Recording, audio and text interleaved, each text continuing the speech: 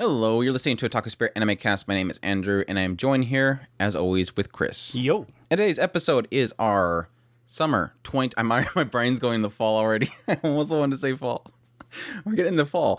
Summer 2022 anime season reviews, part 3 of 3. This is the final one. If it's not on this list, it's over. And then you can yell out, why didn't you do Chimamo? Or why didn't you do Futabai? Which we always get.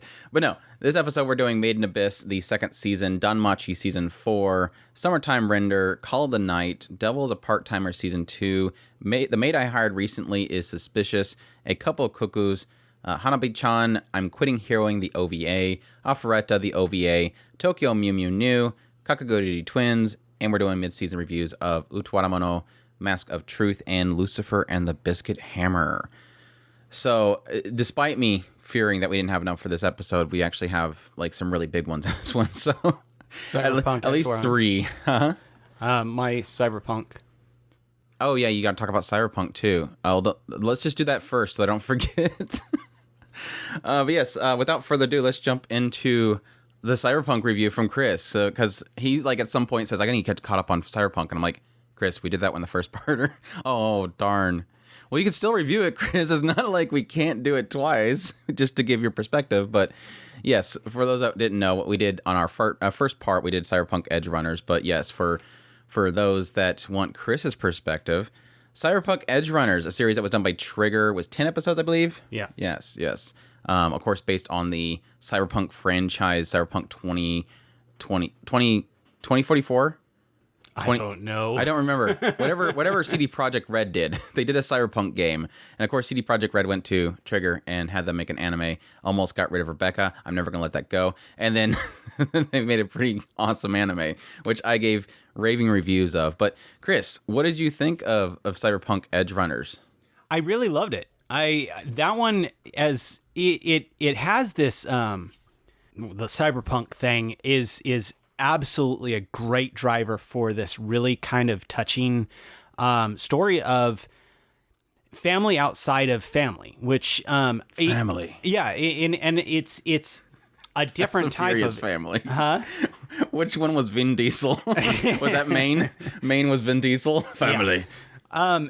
It's funny because in a lot of ways, one of the things that kind of the underbelly of society that you end up getting is this kind of brotherhood through kind of the rogue type thing, and that's what this show kind of catches. Despite the fact that any one of them could betray the others at any one point, even when if they do have this betrayal, there's always this edge of, what am I doing? Why am I doing this? And I think that they captured that essence really well. And so the bonds that they have is something that I really think worked really well. They had this really great story of star-crossed lovers in here. All these things came together for a really great story. Like I said, I love the cyberpunk aesthetic. I love a lot of the characters were really well thought out and a lot of fun to just go on this crazy action romp all the way through. Love the idea of power through your own psychology. I thought that was really well done. So yeah, fantastic show. The artwork was great. Like I said, I love the aesthetic in general. So yeah, love it. I highly recommend it. Where the hell did you get star-crossed lovers from? Isn't star-crossed lover generally has to have like an aspect of forbidden love that society won't allow? It's basically fate keeping lovers apart. So yeah, it could be the Romeo and Juliet type thing, but in this particular case, it's just lovers that are meant to be together, but because of certain things outside of their control will keep them apart or might keep them apart. I don't know how to put it without spoiling something. What's Chris's decision on best girl? That is a tough one. I will say really? That. It's really. a tough one? Yes, because all right. We're moving on. I really, really do love Rebecca, but aesthetic-wise, don't say Kiwi. Oh God, no. Aesthetic-wise, I do love Lucy. Lucy is freaking gorgeous. If she was ever in the show. And I do have a lot of respect for the really kind of, I don't want to say bittersweet because it's not quite bittersweet in the end. It is very, very, very dark chocolate bittersweet type thing.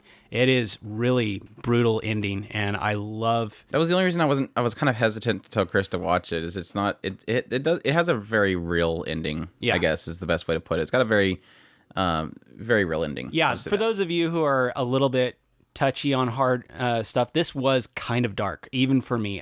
How I got through some of this was amazing, because there was quite a few times when I went, oh gosh, that's a little bit brutal.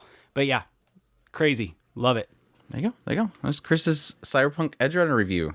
Thanks, Chris, for catching up on that and giving us a perspective. I wish you did it for the first week so I didn't have to talk about it alone, but that's what it is. Yeah, let's move on to Maid in Abyss, the Golden City. Speaking of dark, which one, if that's like super dark chocolate, what is this one? Maid in Abyss, the Golden City of the Scorching Sun, which is technically the second season. Maid in Abyss, Retsu Jitsu no Ungokyo. This one streamed on High Dive, ran for 12 episodes, done by Studio Kinema Citrus. They actually had a full, almost hour-long last episode, so pretty much 13 episodes. But based on a manga, the genres are adventure, drama, fantasy, mystery, and sci-fi. And for those that are not familiar with this series of Maid in Abyss, it essentially opens up with this big, huge abyss, this big hole in the middle of this one island, and it has all this kind of city gets built around it. And the people that live in this village, a lot of those folks are essentially people that will go down inside the abyss, look for the artifacts that are down inside there, and bring them back up. Now, the problem that comes with that is that there's a thing known as the Abyss Curse, which is the further you go down inside the abyss, coming back up will, early stages, just make you kind of sick and nauseous, but as you go down further, it affects your body more and more, and they pretty much have this point of no return. So, yeah. That's pretty much where we're at with the second season. They've pretty much gotten to that point of the no return. We're following a girl named Riko, who is going down there in order to discover the great things that her mother wrote about in her letter. And so she's going down there. Alongside her is Regu, who is this artifact that she found wandering around the upper areas. And Regu's like some sort of, I don't know, machine boy. I don't know. But haven't really gotten too much details about him. A little bit into this season. But at some point in the first season, they met Nanashi, who is one of these people that actually lives down inside the abyss, and they go further down here. In the second season, we're really getting into, as it leads you to believe, the existence of the Golden City, which is after the sixth layer, and so they're going there, and they eventually run into this village full of hollows, which are pretty much mutated beings, and they have this whole system within the village. This village itself kind of protects them from certain aspects of this environment. And you get this idea that there's value. Everything in this village has value, and there's a system in play to prevent people from destroying or harming other people's value or stealing other people's value. And eventually they meet Fapta, who is this creature that's outside of the village that never enters, that seems to be the epitome of value to everybody, and they're very much in awe of it. And then eventually gets into the history of this village, how the village itself came to be, and essentially what the future is of that village. So Your thoughts on Maid in Abyss, the Golden City of the Scorching Sun, and scorching your retinas with pain?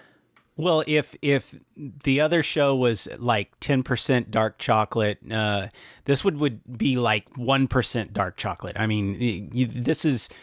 I don't understand how I keep going back to this show. I keep telling myself I'm going to give up on this show because of how brutal this show is, and somehow I keep going back. So there's got to be something to the show, right? Well, the good thing is it's pretty much caught up with the manga, so we're not seeing anything anytime soon. Thank goodness. I can't. You can have a nice 5-year break. It is. I honestly don't know how I keep getting through this show. It is really, really hard to watch sometimes. There is this aspect of maybe I'm just stuck and I've got this kind of, what is that, Stockholm Syndrome going on with this, where I just have to keep going because by this point I'm so daggum invested in these characters. I want to see at least where they finally get the pot of gold at the end of the rainbow, because right now, I mean... Do you think it's got to be really, really ever big going to be a happy ending to this story? I don't know at this point. I just think this writer's just going to leave it with this like nasty ending, and then it's just like done. Everybody died. Done. I wouldn't doubt it. I wouldn't doubt it. For real. None of his endings are very, like, somebody made an argument that because we had a first season, then we had a movie, and then we had the second season. And they're pretty much, there's like 2 arcs in the first season, technically, because you have her going in there and meeting, I keep forgetting her name every single time I talk about it. And then in the second part of the first season, that's when you get into Nanashi and Miti. And the movie is really about Bondrewd and Prushka. And then this one's about Fapta and all the people of the village. And it's like, somebody's like, was mentioning, I think maybe even you, this mentions this idea of like bittersweet. It's like, I don't even think it's bittersweet. It's just kind of tragedy, but moving forward. Like it never is, none of the endings ever have some sort of sweetness to it. None of them have sweetness at the end. It's just tragedy, and then you move forward. It's just, I never get a sweetness at the end of any of these arcs. It's just kind of like the brutality of reality is really what it's trying to tell me. I guess the positive is really in the idea of, yes, persevering and moving forward, the experiences that you get. Rico even says at some point in this season, when somebody says, do you regret coming to this village because of everything that's happening? And she's like, no, I still enjoy I've experienced and the people that I've met. It's like Rico, you can, argue that she is stupid, insane, oblivious, and does dumb stuff. But in the end, she's almost like me watching the show, because I just kind of want to see what crazy stuff this writer comes up with. And I'm always intrigued. That's what pulls me along. I'm always intrigued by what this writer creates. Everything's so weird, so messed up, so disgusting. Example, like I mentioned before, this village is full of hollows, which are these mutated creatures. And I won't get into details exactly what it is in case people actually do want to start from the beginning and go through it. But again, each one of them has value, and they're obsessed with just that value. And they have, at one point, Nanashi was walking by and she's trying to figure out what she wants to do to create value, and mentions that this one person just loves poking things or something like that. She's like, well, maybe or she was thinking that one might want to be stepped on or something like that. So maybe I'll find one of them that wants to be stepped on to get value. But it's like, at some point you realize they go to this inn and there's a toilet, and this toilet is literally one of these things. And so their value is getting that stuff out of people. And it's like, it is so gross and crazy, but at the same time, that's what fascinates me, is it all feels grounded. Like, it feels grounded within the reality of its existence. Nothing ever feels like it's too hard of a stretch to really realize in reality. And I think his way of really grounding it, making it come to life, and Kinema Citrus, my gosh, it seems like every episode they get better and better and better and better. They're doing a fantastic job of bringing that to life, because technically the manga does jump around a lot. The panels don't go second by second, and so they did have to fill in a lot of gaps, and I think they pulled that off really well. And yes, breathing life into that manga, they do a fantastic job of it. But anyways, continue. I cut you off when you were talking about why you didn't, why you keep watching it, but I didn't really get a sense of what you liked about it. The stupid thing is next season, when it comes down to it, I as much as I want to say I won't watch it, I know that there's one particular character that I'm going to be going into the next season just for that one character. So I'm pretty much stuck on going along the rest of this ride, and I'm going to be tortured the entire way. So hopefully I'll completely be out of my whole dark stuff is done thing. True. But no, for me overall, was fascinated by this season. Really did love it. And again, I think Kinema Citrus did a fantastic job. I really did like the aspect of the value and all that kind of stuff. And yes, having a parallel story, because you did get a lot of glimpses of the history and the present, and then you go back and get a little more of the history.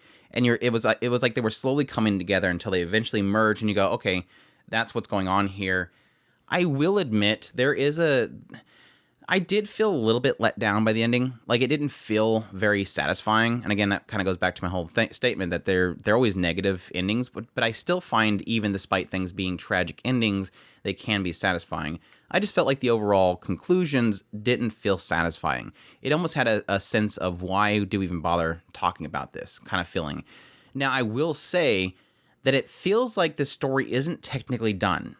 There's, at some point, they mentioned this idea that there is a prophecy, and they've already kind of established that prophecy is not technically over. So I think that this second season, while it does have a conclusion, I feel like, and it doesn't feel like nothing was really untold, I do feel like the payoff is probably later. And so I not that ruins the season. I still absolutely loved this season. It's still like a 9 out of 10 for me. I absolutely loved it to death. But I did feel a little bit let down by the end. Not to say that nothing was concluded, just it didn't feel satisfying. But overall, I really did love the story. I loved Weiko, loved Iru, loved Fapta. That they were fantastic. There wasn't enough Nanashi. I will say that. There was not enough Nanashi. But when we did have Nanashi, it was super fantastic. Why they have to... They dredged it up again. I'm not going to say what it is. If they dredged it up again, I'm like, how can you do this again? I will add this. You were saying that you're not really sure how the whole bittersweet thing is. How about we just flip the entire thing and just say it's sweet, and then they beat the crap out of your head until you go, I don't want any more, and then they go, oh no, here, another cute character that you might like. Beat. Oh, there's Fapta. She's cute. She's got a cute voice, and then suddenly she's sticking her finger inside of Regu's belly and squishing it around so she can taste what his blood feels like. It's like I already have like an unsettling feeling of belly buttons, but like just jab the finger in there. Just it's just wrong. So wrong. This writer is kind of screwed up. This writer is like officially screwed up. That's putting that's putting it lightly. Let's just say Ma. I liked Ma in the end, but Ma was weird. But no, I thought it was fantastic. Great story. Great, again, just kind of realizing a very weird and yet put together and very grounded feeling world is always fascinating to me. I think this creator is pretty much like if you took Hayao Miyazaki and just, I don't know, gave him a bunch of shrooms or something like that. He's just weird. Like a very twisted, like a Hayao Miyazaki if he didn't have cherry cigarettes for too long. I think that's really what this creator is. Somebody laced his cigarettes. It's just lost it. Anime was a mistake. I'm writing again. Yeah, most misquoted statement ever. This show makes me question my masochistic side for sure. But yeah, it's fantastic. We'll always love it. And again, this season technically it feels like they bumped up the quality. It just visually looked The OP is phenomenal. The ED's great too, but the OP is just like visually amazing. So besides Kaja, they did CGI, but other than Kaja, everything else was fantastic. But yeah, I sadly know that it's pretty much caught up with the manga, but would love to see more of it. So, Maid Mist, the Golden City, and the Scorching Sun. That's enough gushing about that one. Is it wrong to try and pick up girls in a dungeon season 4 or dungeon ni dei wo mottemeru no wa machigatteru daro ka for shinsho meikyo hin. Sorry, I missed the last part because it was in the end of the line. But no, 4th season of Danmachi. It's easier to say Danmachi. But yeah, this one, for those who don't know, it basically opens up with this world where the gods and goddesses got bored of being up in the heavens, so they gave up their powers to live amongst the humans, and they started creating these familia, which is where they bring a bunch of adventurers into this group, and then they can bestow power upon them, level them up, and all that kind of stuff. And they need those strength because there's a labyrinth in the middle of this one city, and people like to go into the labyrinth and get stronger and go deeper and deeper into this labyrinth to fight the monsters within it and claim glory, which is one such Belle, who is a new adventurer who heads down into the labyrinth. He is with the Hestia Familia. And Hestia, Belle is like the only member of Hestia's Familia. Don't know why. But anyways, he is. Early on, he's just like super obsessed with his Ainz and getting stronger so that he can fight alongside Aiz because Aiz saved him at some point. Then at some point, he got bored of Aiz and then got obsessed with like a waifu every season, including Haruhime and saving her. Then there was this one girl, what was her name? Wine. He became obsessed with and had to save her. And then in this season, he gets Marie, and then gets obsessed. No, I'm joking. It's waifu per season. Hey, that's in the title. Is it wrong to pick up girls in dungeon? Why do I always make that joke when it's literally in the title? What do you expect, Andrew? But no, in this 4th season, we pretty much established that there is the existence of Xenos, which we found out in the last season, which are intelligent monsters. And it's pretty much Belle's goal right now that he wants to stop the fact that humans and Xenos can't live side by side because there is intelligent monsters down there in the labyrinth. They shouldn't be seen as monsters and killed. So he's trying to figure out how to bridge that gap. And he's pretty much told that he has to go down to the lowest floor, and there's something there. They won't say, but there's something down there that'll fix everything. And then they pretty much jump to them doing this one mission. Bell and all of his companions that he's built over the time, and they go down to, what was it, like the 23rd floor, where it gets really tough. Bell's been strengthened up a lot, so he's quite overpowered at this point. But as we're really running into some rough stuff down there, eventually we start to learn about this apparent murder that Ryu did, and he has to uncover the truth behind that. And then that eventually leads to this crazy monster that somehow spawns in the labyrinth that, sadly, we don't have a conclusion for, because this is the first core of 2 cores. So that's the big unfortunate thing, is that this is technically a mid-season review, because again, they are doing a split core, and the second part will be in January. So yeah, that said, what is your thoughts on this season?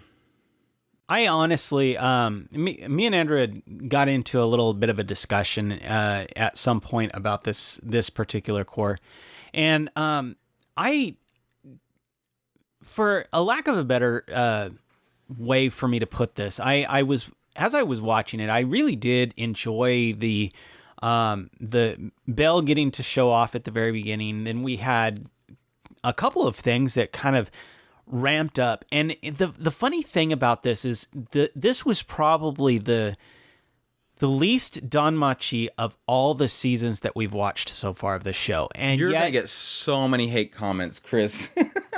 Why? Because it's like the first time it's ever been actually properly adapted, from my understanding. So, oh really? If you're saying this is the least Danmachi, then you're saying it's the least Studio JC staff Danmachi. It's the most light novel Danmachi, I guess. Well, and in a lot of ways, this was the best season, and so I mean, give me some hate for that, but I think this was easily the best season of this show so far, and it's the least like what we've gotten so far.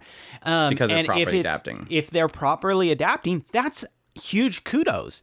I absolutely loved this season. I really did enjoy a lot of what this show brought to the forefront.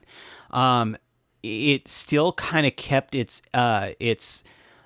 essence, while it's at the same time really kind of showing Bell fighting for being overpowered, and yet at the same time having things put in front of his path that he has to overcome. Properly balancing the fight when we had a fight in a lot of cases where it felt there was some weight to the battle, and yet still at the same time giving a lot of leeway for him to adapt and ultimately overcome what he had to go against. Even when we got into the latter half of this core, and we were fighting against something that is an overwhelming situation, it still felt like there was some ways that Bell could ultimately put himself against this thing. And I really do like what they did with Ryu and getting into her backstory and getting a lot of the pieces that were left behind way back when, getting those brought forward so that we can actually dig into a lot of that stuff. So all in all, I really, really loved this season. And I think that was all the other stuff worth it? Yeah, heck yeah. I've always loved this show. So getting more of it is always great. And I really like that it feels like a lot of the writing is cleaned up and getting into the meat of the story a lot easier. No, I was just trying to make sure that you didn't say anything super terrible, because like I agree, it's like it's the most un-Danmachi anime season than ever. But apparently it's supposed to be the most Danmachi season ever because the writer's actually involved now, which is, I think, really good. And what I'm hearing is it's supposed to be one of the better arcs of the series as a whole, so I guess it's a good thing that they're involved. So, but no, I really did enjoy this season. There were some points towards the later part that I got really frustrated with, because they kind of introduced 3 of my most hated things in anime and storytelling in general ever, which is the prophecy thing that never really actually happens. You're not a criminal, are you? Please tell me what's going on. And they don't want to tell you what's going on, which would easily solve the situation if you just say what's going on. And then finally, the cackling bad guy that nobody wants to just take out while they're doing a bunch of terrible things and getting a bunch of people killed, while they're cackling and nobody wants to kill him. Those three things. But other than those three sins that they introduced in this season, I loved everything else that was in it. I really did appreciate the opening, getting reintroduced to the characters, jumping right into a situation which I thought kind of let every single character shine. Each one of them has seen like significant growth. We finally seen growth in Belle for once. After so long, it feels like they never wanted to show that Belle was actually leveling up. Then suddenly it's like he just, oh yeah, that's right. You have this big old pocket of experience, so let's just level you up like 5 levels. But really seeing Belle growing up overall, like not just strength wise, but growing up as in confidence and everything. He doesn't feel like a whiny kid anymore. He really does feel like he's maturing and he's getting stronger. And yes, a lot of people are relying on him. But not only that, but hitting a little bit on the idea that people themselves not needing to rely on him too much. Because what we end up finding out is that you rely on too much on one person and they're not available. It really knocks down your whole situation and your survivability.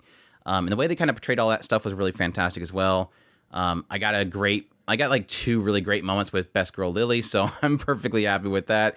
Her little final stand was fantastic. I thought that was like it got me. It got the tears. It got the tears for me as she kind of stood their ground. So that was fantastic. And yes, despite the 3 sins that they did in the later part of this first core, it overall was really fantastic because it was just this really huge build up to Belle being pushed to the corner and seeing a main character who's OP really push their limits and not just being simply, oh, well, all the attacks are not working. It is more of an aspect of putting things in play that require the character to really think about what they do next.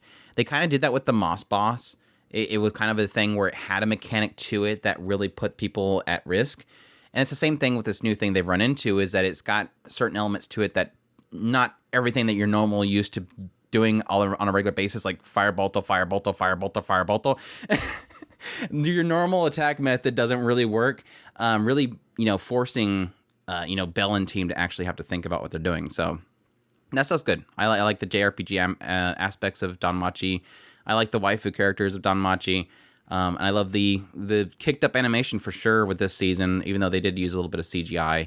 It looked fantastic. There was a lot of really great animation pieces in this particular season. So overall, great. I think the growth in the characters, the fun moments of the characters, the last stand, the desperate moments of the characters. There was a lot of really heavy, very serious points in this season for sure. And it's definitely got me excited for the next season or next core, which bugs me that we had a split core for this one. I think it's going total of like 22 episodes, so we're only halfway through it. So looking forward to more, definitely. It's definitely improved a lot of the things that I was disliking about the series. So, which was mainly around the waifu per season. I will say, I think the Marie is like a really bad thing to have in the story. I joke about the fact that she's technically like the fairy in the bottle for the Danmachi series now. So hopefully they don't rely on that too much. But we'll see. We'll see. But yeah, that's Danmachi season 4, or is it wrong to trying to pick up girls in dungeons season 4? Next one we have is Summertime Render. This one was streaming on Disney Plus in certain regions.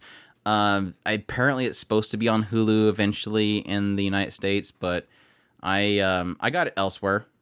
Just saying. It ran for 25 episodes. It was a full adaptation of a manga being done by Studio OLM. Genres are mystery, supernatural, suspense. The director was Ayumu Watanabe, who did Komi-san Can't Communicate, Fortune Favors, Lady Nikuko, Children of the Sea, and After the Rain. Series composition by Hiroshi Seko, who did Attack on Titan, Jujutsu Kaisen, Daiheroro, and Vinland Saga, as well as Banana Fish. So a prominent MAPPA member, apparently. So yeah, this one opens up. We pretty much have this guy, Shinpei. He is heading home because he got noticed that his childhood friend Ushio had unfortunately passed away in a drowning. And while he's on the boat heading to the island where his village was that he was born in, as he's on his way, he falls asleep and has a dream of said person, Ushio. In his dream, pretty much giving him a gift, touching his eye, and then saying that she needs to go protect her sister, Mio. And then he wakes up and he's like, okay, that was weird. Goes to the village, ends up, reacquainting himself with everybody, goes to the funeral itself. That's where he finds out that from one of his friends, so that, something was amiss in Ushio's death. It doesn't seem like it was all an accident. Apparently, during the autopsy, they discovered that Ushio had strangulation marks on her neck. So, obviously something going on there. And then he hears later on from his Ushio's sister, Mio, that there was apparently this illness or this curse, this legend on the island that if you see a doppelganger of yourself, it's a shadow that will come and kill you and then kill your family and replace you. Well, apparently Ushio had seen this doppelganger, so it's kind of giving a little bit of weight to the situation. So they decide to go to the shrine to try to see if they can cleanse themselves because they believe they've seen one of these shadows. And that's when he sees two Mios and then gets shot. And he wakes up and he's back on the boat again. And he's heading towards the island. And he's like, well, that was weird. That was a weird dream. And then it kind of repeats everything. So that's kind of the initial hook for this series. And that's pretty much all I'll get into. That's literally the first episode. That's about as much as I want to dig into this. It's kind of one of those series where it's best to have experienced yourself going into it completely fresh as possible. And did you get a chance to watch it? Do you really want me to answer that question? Actually, yes. That way I know. Yes, I did. You did watch it? Mm-hmm. That's crazy. What did you think about Summertime Render? I did not like it as much as you. Didn't like it? Nope. Well, that's unfortunate. That is one of the main reasons why I didn't tell you that I watched it, because I was not as hype as you. I thought it was fine. I found it in a lot of cases very boring. It's one of those frustrating things. I really, really wanted to be as hype as Andrew was on this show. And that's one of the main reasons. I started around the same time that we did our music episode. During one of I think it was the Summertime Render ED or OP. I asked Andrew to give me basically a elevator pitch on this show, and he said he really wanted me to watch it because it was just anime of the year levels. And so I went ahead and I started watching it, and I wanted to find the hype that Andrew did. And it's one of those things that is really frustrating because once you get to a certain point, you're like, at what point do I start getting hype? And I episode 1. Yeah, right. Pretty much. It's frustrating because I really did want to get in the same hype mode and jump in there and go back and forth with Andrew on it, but at the same time, I didn't want to kill his hype on this. I really didn't. I didn't want to go into and go, Andrew, hey, this is what's bugging me, and this is what's bugging me. I unfortunately did not find a lot of the hype in Shinpei. The closest characters that should have gotten me excited would have been, I could see where the most interesting characters should have been the writer.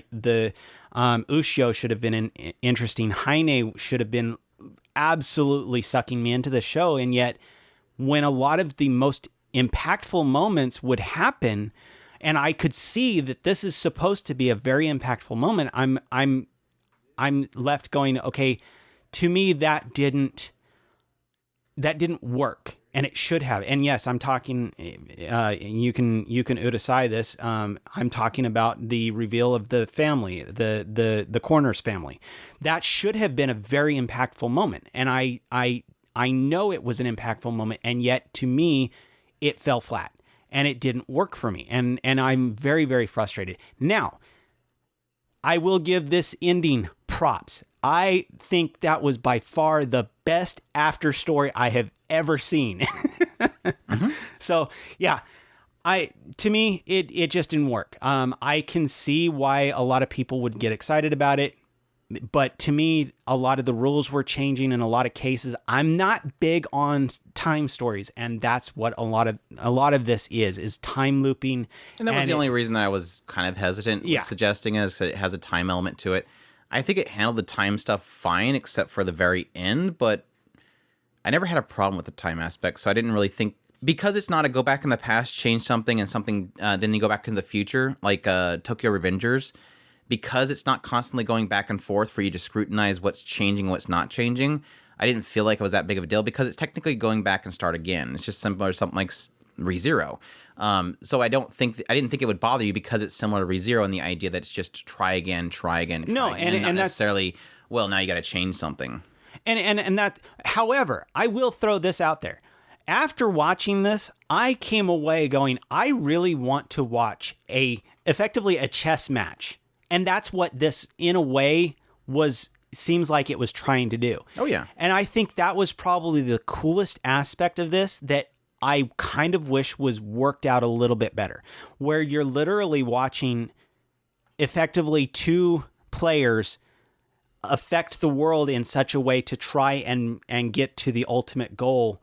And I, in some ways, I think that was kind of the coolest thing about this, that I kind of wanted to see this mechanic worked a little bit more if it was all possible. No, it didn't quite work out the way I wanted it to, but at the same time, that is one thing that I came away going, I really want to see this. But ultimately, like I said, this show really wasn't for me. I give it props for doing what it did, and I can see where a lot of people would be excited about it. Chris doesn't appreciate Tangirl, Best Girl, or Hizuru, which is very unfortunate. And he even had a Heine. Heine Save it for him. That's crazy. Yeah. Or Shiori, Rikijimiya. And it's funny because Mio Ushio. There was not enough cute girls on the screen. Mio is just barely ever there. Yeah. I will admit Mio is very underplayed. Now, the other Mio is a different story. But anyways, let me bring it up. This show is amazing. I would probably, it's kind of, I think besides like one big reveal at the very end that kind of was a little bit lackluster, it pretty much was going to be a perfect show for me, like a 10 out of 10 for me. And I think I still ended up marking as a 10 out of 10 for me on my Annie list, just because the idea that for literally 23 episodes of an entire 6 month span, I was hooked on this show. Like every week, where's the next episode? Where's the next? And unfortunately, because I'm getting it secondhand translation stuff, it's like it took even longer to get the episodes. It was a very struggle just to get a hold of this show. And it was worth it every single time. Every single week, it was absolutely fantastic. Like I said, minus probably episode 23 and 24. I think those are the only two where I was like, kind of a little let down by this. I mean, there were still fun episodes, but overall, it was like, oh, this is kind of like not the hypes of the rest of the show. The rest of it was just like, again, from the very beginning, from the first episodes, I was into it and I could not get enough of it. The main reason, the main hook for me, honestly, personally, is I love the show has so much mystery about what path Shinpei should take next. He doesn't feel like a doofy main character. He's definitely not a Subaru, and I think everybody kind of equates Summertime Render to ReZero, and it's pretty much, yes, I guess you could say it's ReZero, but it doesn't have an annoying Subaru character. This is kind of just a normal dude. Like, this is a normal college student. Like, he's not really college student, like in high school and the college probably. I think he was just getting their university age. Like, he's like 18 or something like that. But he's a normal dude. And so he's not like, he does have goofy moments, but overall, he's just kind of a normal dude that sees an issue. He's caught in a situation and he wants to do right. So yeah, I guess if you can give it any argument, Shinpei is not like this multidimensional character. He's just kind of a normal guy. He doesn't have some deep, crazy backstory that, you know, he used to be a part of the Yakuza and he had like 3 murders happen in his life and one of them was his own doing. He just kind of, again, is a normal dude going back home, and his backstory is his connection to the people that he's trying to help. But no, I usually equate the show not to ReZero, but technically to like a Higurashi When They Cry, because it's dealing with a secluded island, a village. It's dealing with an illness. It's dealing with a reset aspect. And it still has that aspect of the struggles that the person goes through trying to resolve the issue, and slowly unraveling the mysteries behind not only the disease itself, but who's involved. And the reason why, the big hook for me, was that this show did so well of revealing these mysteries about what the next step was. It would point things out. Certain things would become obviously something you should take note of, or just a character just glances to the right really briefly and then goes on with their day.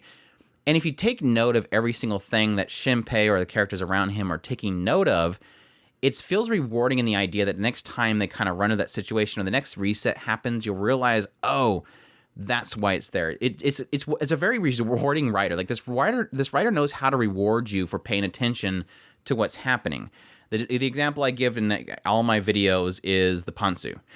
Every time he comes off this dock, Mio comes rolling down the hill, brakes go out, and she hits the edge of this dock and flies up, and just a nice long shot of her ponzu, striped ponzu. Shimapon. It's important to know that Shimapon. And this technically becomes a thing later on when they note, okay, well, did you see it here, I guess? It gives you, again, it's like, again, you make note of this, and it's a reason why it's pointed out is because later on, they'll reveal it. Now, that's like the most basic and stupidest example of that. There's more involved and more serious moments that I'm not going to say because spoiler reasons, but it's just, this writer knows how to create mystery, show you the resolves, put things out there, you note them, it rewards you for noting them, just basically keeping you going based on your own observations and paying off every now and then. I like also that there's not too much mystery going on in your hands at one time that you feel overwhelmed. This isn't a case of like Lost where you're just hoping that they answer all the questions and they don't. It feels like everything's kind of fulfilled and it doesn't overburden you with mystery, but it has enough there that it keeps you going, and it's so well put together. It's one of the very few suspense, horror, supernatural shows that we just never get anymore in anime. It's like a very rare. It's a rare thing in anime anymore, which is really sad, because it's the type of anime that I honestly, early on and through my career in anime, I say career in anime, it's the things that I treasure the most because we don't get enough of it. Like typically, if it's got this kind of element, it gets too melodramatic, or it gets too political, or it gets so, bogged down with Deus Ex Machina crap happening that you just can't follow it. This one's very, very grounded, except for maybe like right at the very end. And it works out really well in the end. And I love all the characters. Yes, I mentioned earlier, I kind of felt a little bit let down by Mio herself, but at the same time, again, I think it's trying to go for kind of a grounded, these are normal people kind of situation. So again, Mio's not going to have some crazy backstory where she went to Tokyo and was in the Olympics and then she failed, and that's why she's always had this great desire to fulfill her dreams once again, but then she can't because this tragedy happens. It's just people in the now dealing with the situation ahead of them. And yes, some have the insecurities, some have their confidence. Some characters are a little quirky and you like it, like Hizuru. Or just, again, kind of twisting it in some way with the aspect of the core element of the story, which I think was fantastic. I loved getting into the doppelganger aspect, getting more into that whole mystery, the mechanics that are within that system. Again, I'm being vague for spoiler reasons. All that stuff was really, really, really fascinating, and I loved every bit of it. So, and man, that was some really great animation points. Did you like, what was it, episode 16 or something, the school fight? Did you at least like that episode? That was a pretty amazing episode. It was crazy, yeah. He just shrugged at it. There's no helping Chris. I don't know. I don't think he was watching. I thought he probably had it on the background. I think the battle on the beach was probably the most impressive to me. Yeah. Anyways, that's Summertime Render. Definitely a high suggestion for me, but fortunately did not work for Chris. Like I said, I and that's why I didn't mention it to Andrew. I didn't want to kill his hype. He was super hype. That was pretty bad. Yeah, that was pretty bad, Chris. He didn't hold back at all. Yeah, it was boring. All these characters, and even the best animated episode, he's like, shrug. The school scene, shrug. Anyways, let's go to something that Chris will be positive on. Call the Night, or Yofukashi no Uta. This one streamed on High Dive, went for 13 episodes, done by Studio Leiden Films. Sources of manga, genres are romance, supernatural. Director is Tomoyuki Itamura, who did Monogatari series and the Case Study of Vanitas, two really fantastic series, obviously. And series composition by Michiko Yokote, who's pretty much done everything under the sun and is incredible at her job. So, two really great people working on it, which is no surprise why this show is great. But this one opens up with Ko Yamori, who is pretty much a shut-in. You get some history where he was at school and some girl confessed to him, and he kind of said, I'm sorry, I can't. He just doesn't understand love. And this kind of got him not bullied, but everybody kind of questioned him and were very negative against him for turning her down. So he just kind of didn't want to deal with it. So he kind of just stayed at home and left school and just kind of became a shut-in, so to speak. At some point, he sneaks out in the middle of the night just to kind of get out there and be free. And so he goes out into the streets and it's just empty. You know, he got nothing but the street lights on, and he just kind of finds like this amazing freedom in it. Like there's nobody around, no bustling cities, no cars. He's like the ultimate freedom. And so he's enjoying running around, and eventually he runs into Nazuna, this girl who pretty much kind of shows him a couple cool things about the night, and eventually says, well, you have a problem with sleeping, don't you? Well, let me help you out. I actually help people out like you. And so she brings him back to his place, puts out this bed and says, here, lay down. She has like this cuddling service. So she's offering, you know, to lay next to him so that he can fall asleep and he'll get his dreams. And he's like, well, I'll just fake like I'm dreaming or sleeping. I do it all the time with my parents. So I'm just going to fake like I'm sleeping. This person doesn't seem like a bad person. Just seems a little weird. So he decides to like lay there and act like he's sleeping. And then suddenly she turns out to be a vampire and goes to bite him. And he quickly goes, whoa, okay, what just happened? She's like, well, okay, you know, it's this thing. And he's like, well, am I going to turn into a vampire? She's like, no, that's not how it works. He's like, well, why not? I just got bit by a vampire. Don't I become a vampire? He's kind of cool with the idea. Like he enjoys the night. Why not become a vampire kind of thing? So he come to find out that the weird quirk within this world for vampires is that in order to become a vampire or an offspring of a vampire, you have to actually fall in love with the vampire that bites you before they bite you.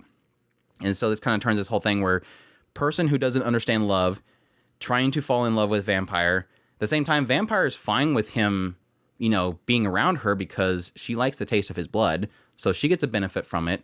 But she doesn't want to have anything to do with trying to make him fall in love with her. So yeah, that's kind of the setup for it. And they kind of just spend every night doing goofy things and having fun, eventually pulling in Ko's old friends, realizing that he had friendships before that he kind of left behind, getting more into the other vampires of this world, and so on and so forth.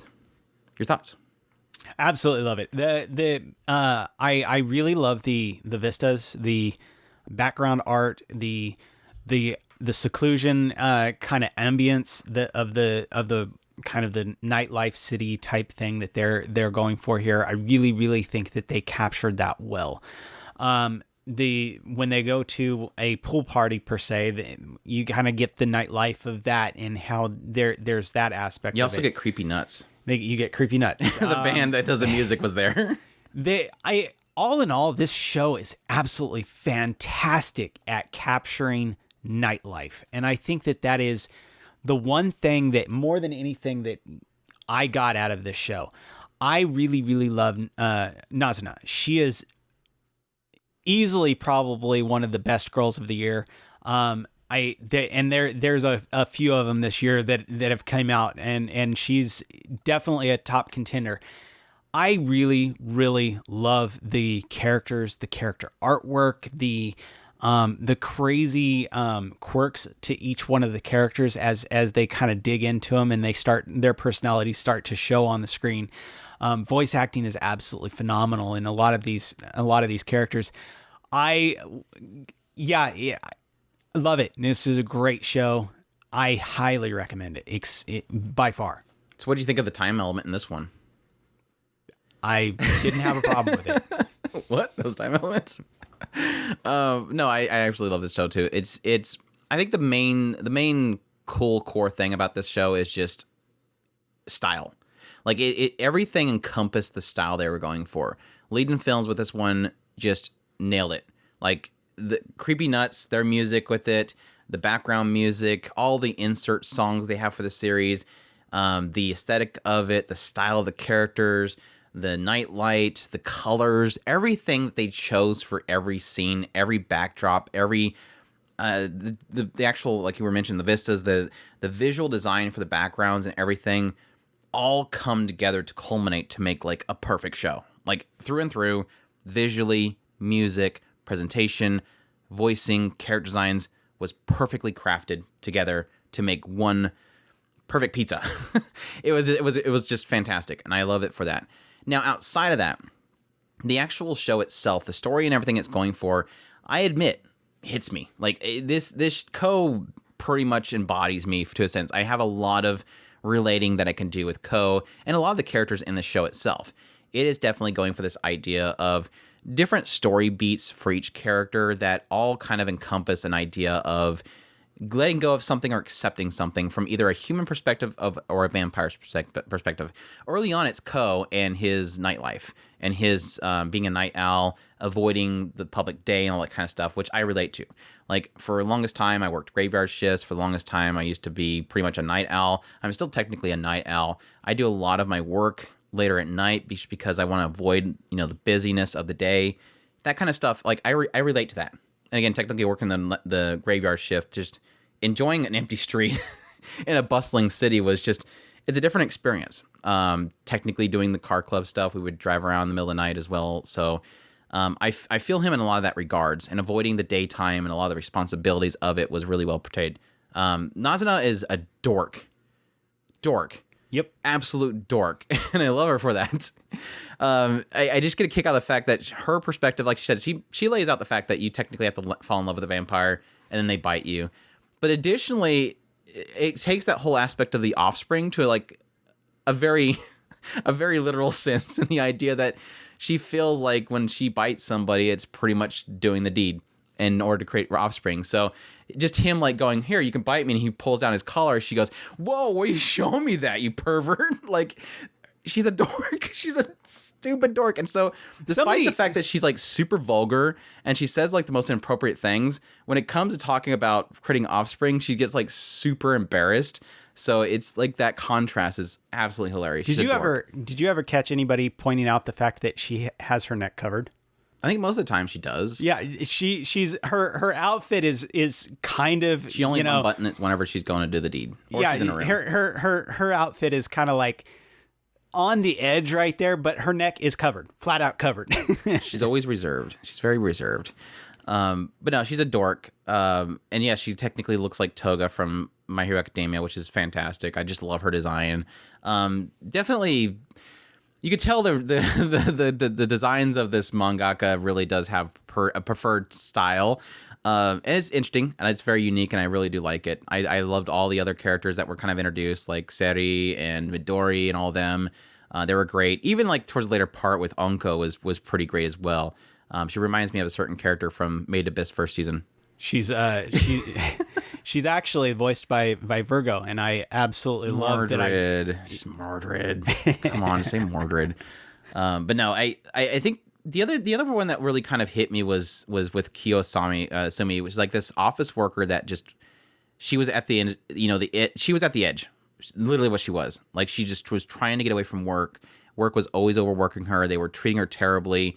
And you have this moment where she gets a call and she just starts literally about hyperventilating.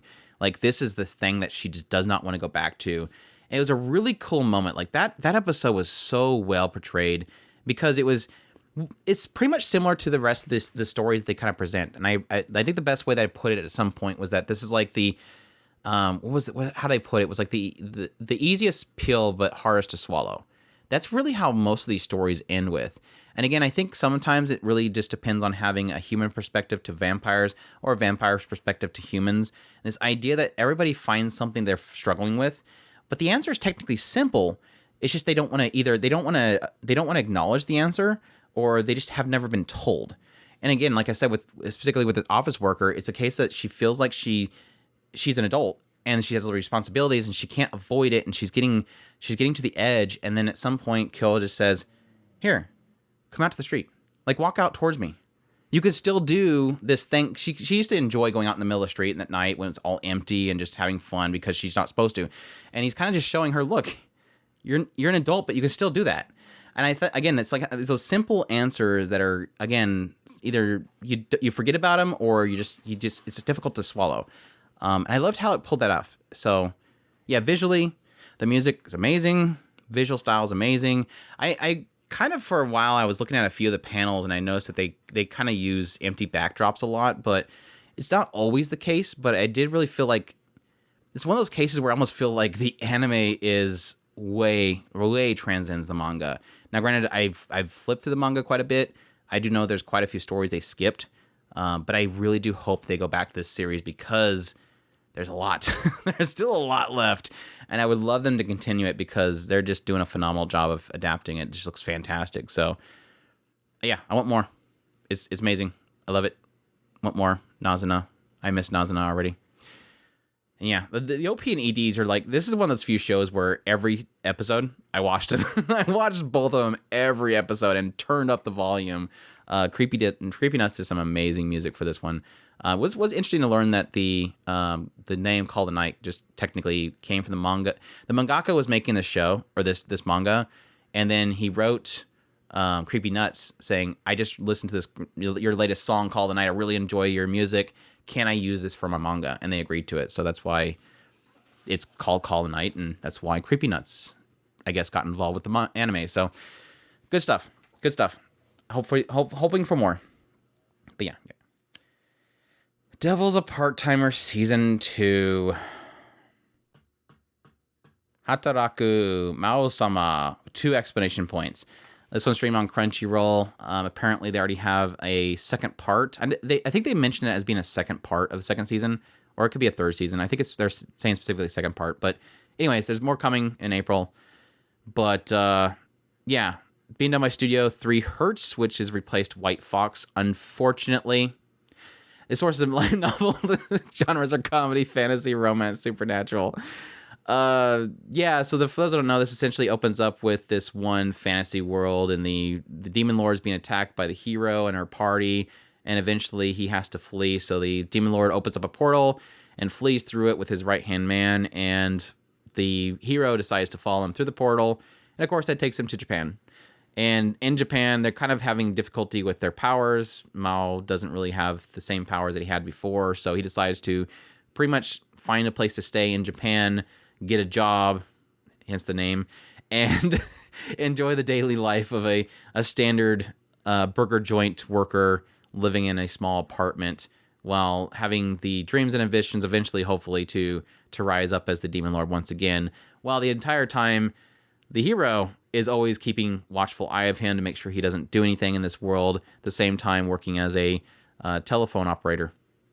So yeah, that's pretty much the idea.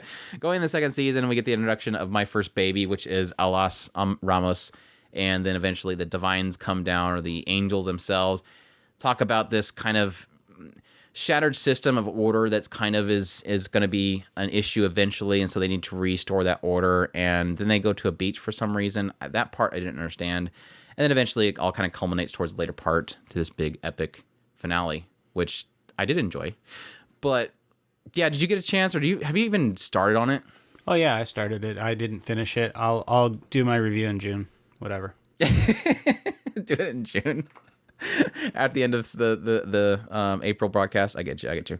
I'm not going to spend too much time talking about the show because I don't want to sit here and dog on something. I didn't enjoy the second season. I think I've mentioned before, with the first season, I enjoyed it. Like, I enjoyed the first half of the first season. I thought it was absolutely fantastic. Like, they were nailing the fish out of water, the goofy absurdity of a demon lord living in Japan and actually enjoying living in Japan.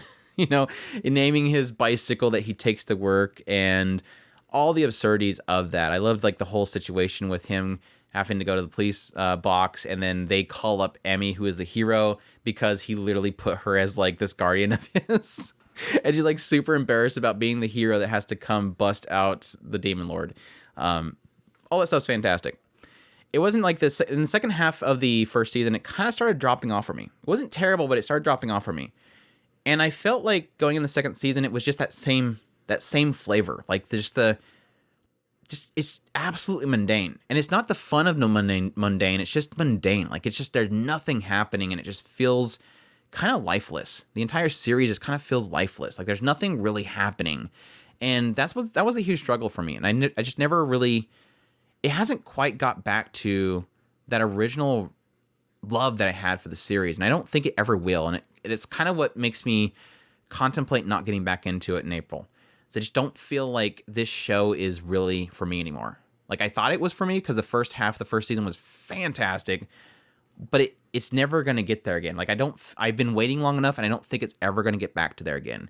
Like I mentioned earlier, technically I really did like the last episode of this season. And for those that watch the show will probably know why. But yeah, and I think the other problem that I'm having right now is that I think that the Studio 3 Hertz is just butchering the show. Like, I've mentioned several times before, the first season of The Devil's Part-Timer is like, what, at this point, 13, 14 years old? Like, it's really old. But it still looks like better than 99% of shows you'll see in a year. Like, it was that good visually. Like, they did the White Fox did a fantastic job of that show. The action scenes were fantastic. The character designs were great. The character designs were always on model.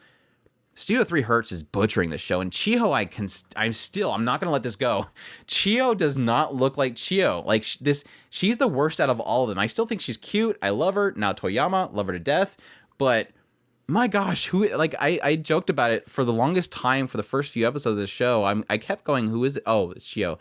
Like, if you have a character where you literally go, wait, who's this? And they're literally like one of the main characters of the show, that's bad.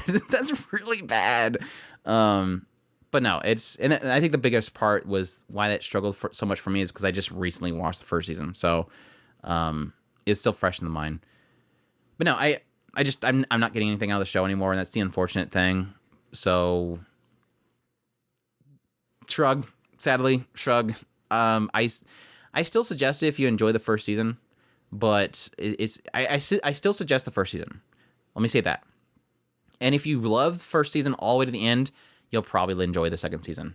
If you're like me, where you go to the first half of the first season, and you're like, okay, it was good, but now it's starting to, peter off, you're probably not gonna like the second season. That's all I'll say. So there you go. And it feels like it's all over the place. Like, I don't even understand why they're bringing up a lot of different stuff that's not really playing out the way I think it should. But again, that might all resolve in the second part because it's technically only the first part. So there you go. Devil's Part-Timer, second season. The maid I hired recently is mysterious, or Saikin Yatota Maid ga Ayashi. Did I say that right? Ayashi. Ayashi. Are you sick of hearing Ayashi now? Yes. Oh, I'm sorry. I wasn't supposed to answer that. I'm sorry. Have you ever watched a show where it literally makes you hate a word? That is this show. No. Streaming on Crunchyroll for 11 episodes, done by Studio Blade and Silverlink. The sources of manga. The genres are comedy, romance, slice of life.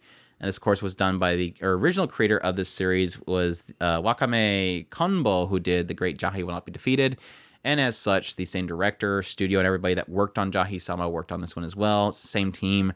And the director was Mirai Minato, who also worked on Fate Collide Leonard Prisma, Ilya, and Masamune-kun's Revenge.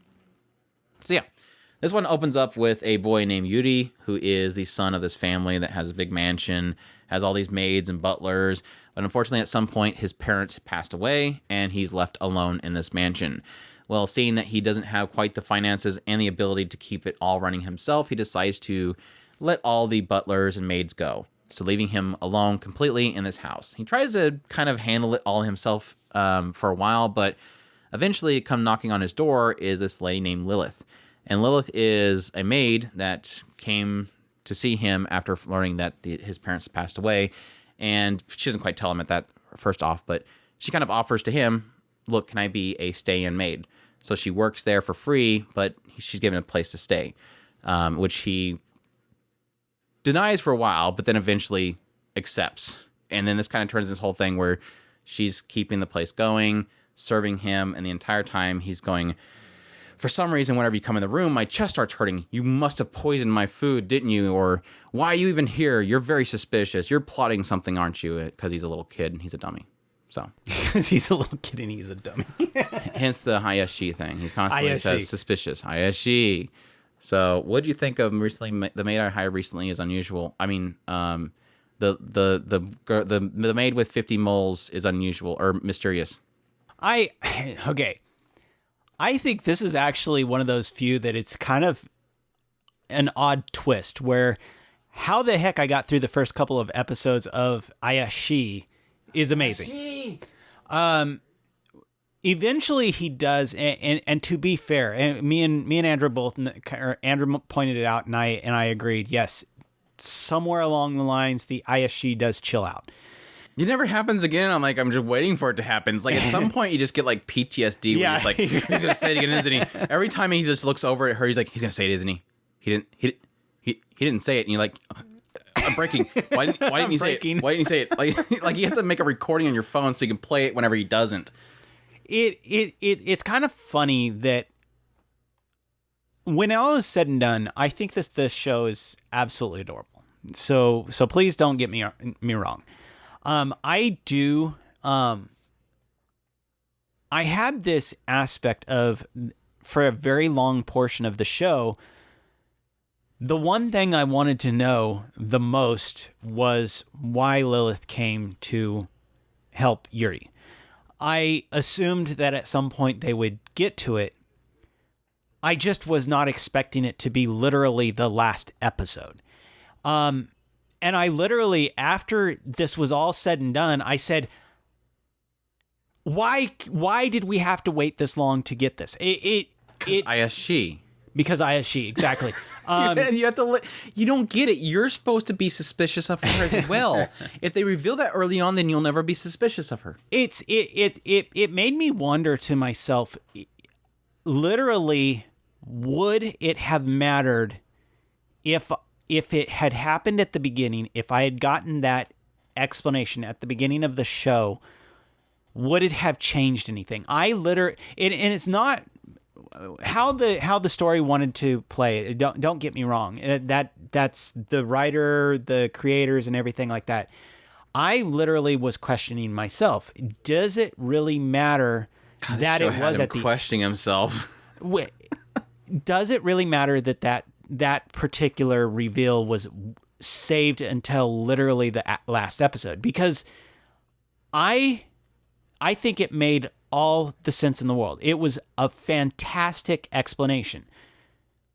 And at the same time, I was really frustrated that I had to wait that long for it. Did it change the cuteness of the Ayashi and Lilith? And it did give me a lot of understanding of Lilith in a lot of respects. So I do love it for that. To me, it was an excellent explanation of her motivations. And so it makes me wonder. But all in all, I liked the show. I thought it was, the colors were a little bit bleached to me. Artwork was fine. I think Lilith looked fantastic. The characters, I think, were goofy, fun. A lot of I enjoyed a lot of this the character interactions. So yeah, all in all, I liked the show a lot. That was a lot to say that this show is basically hot tan Maid. What is this other stuff you're talking about? I don't recall anything else happening in the show besides hot tan Maid.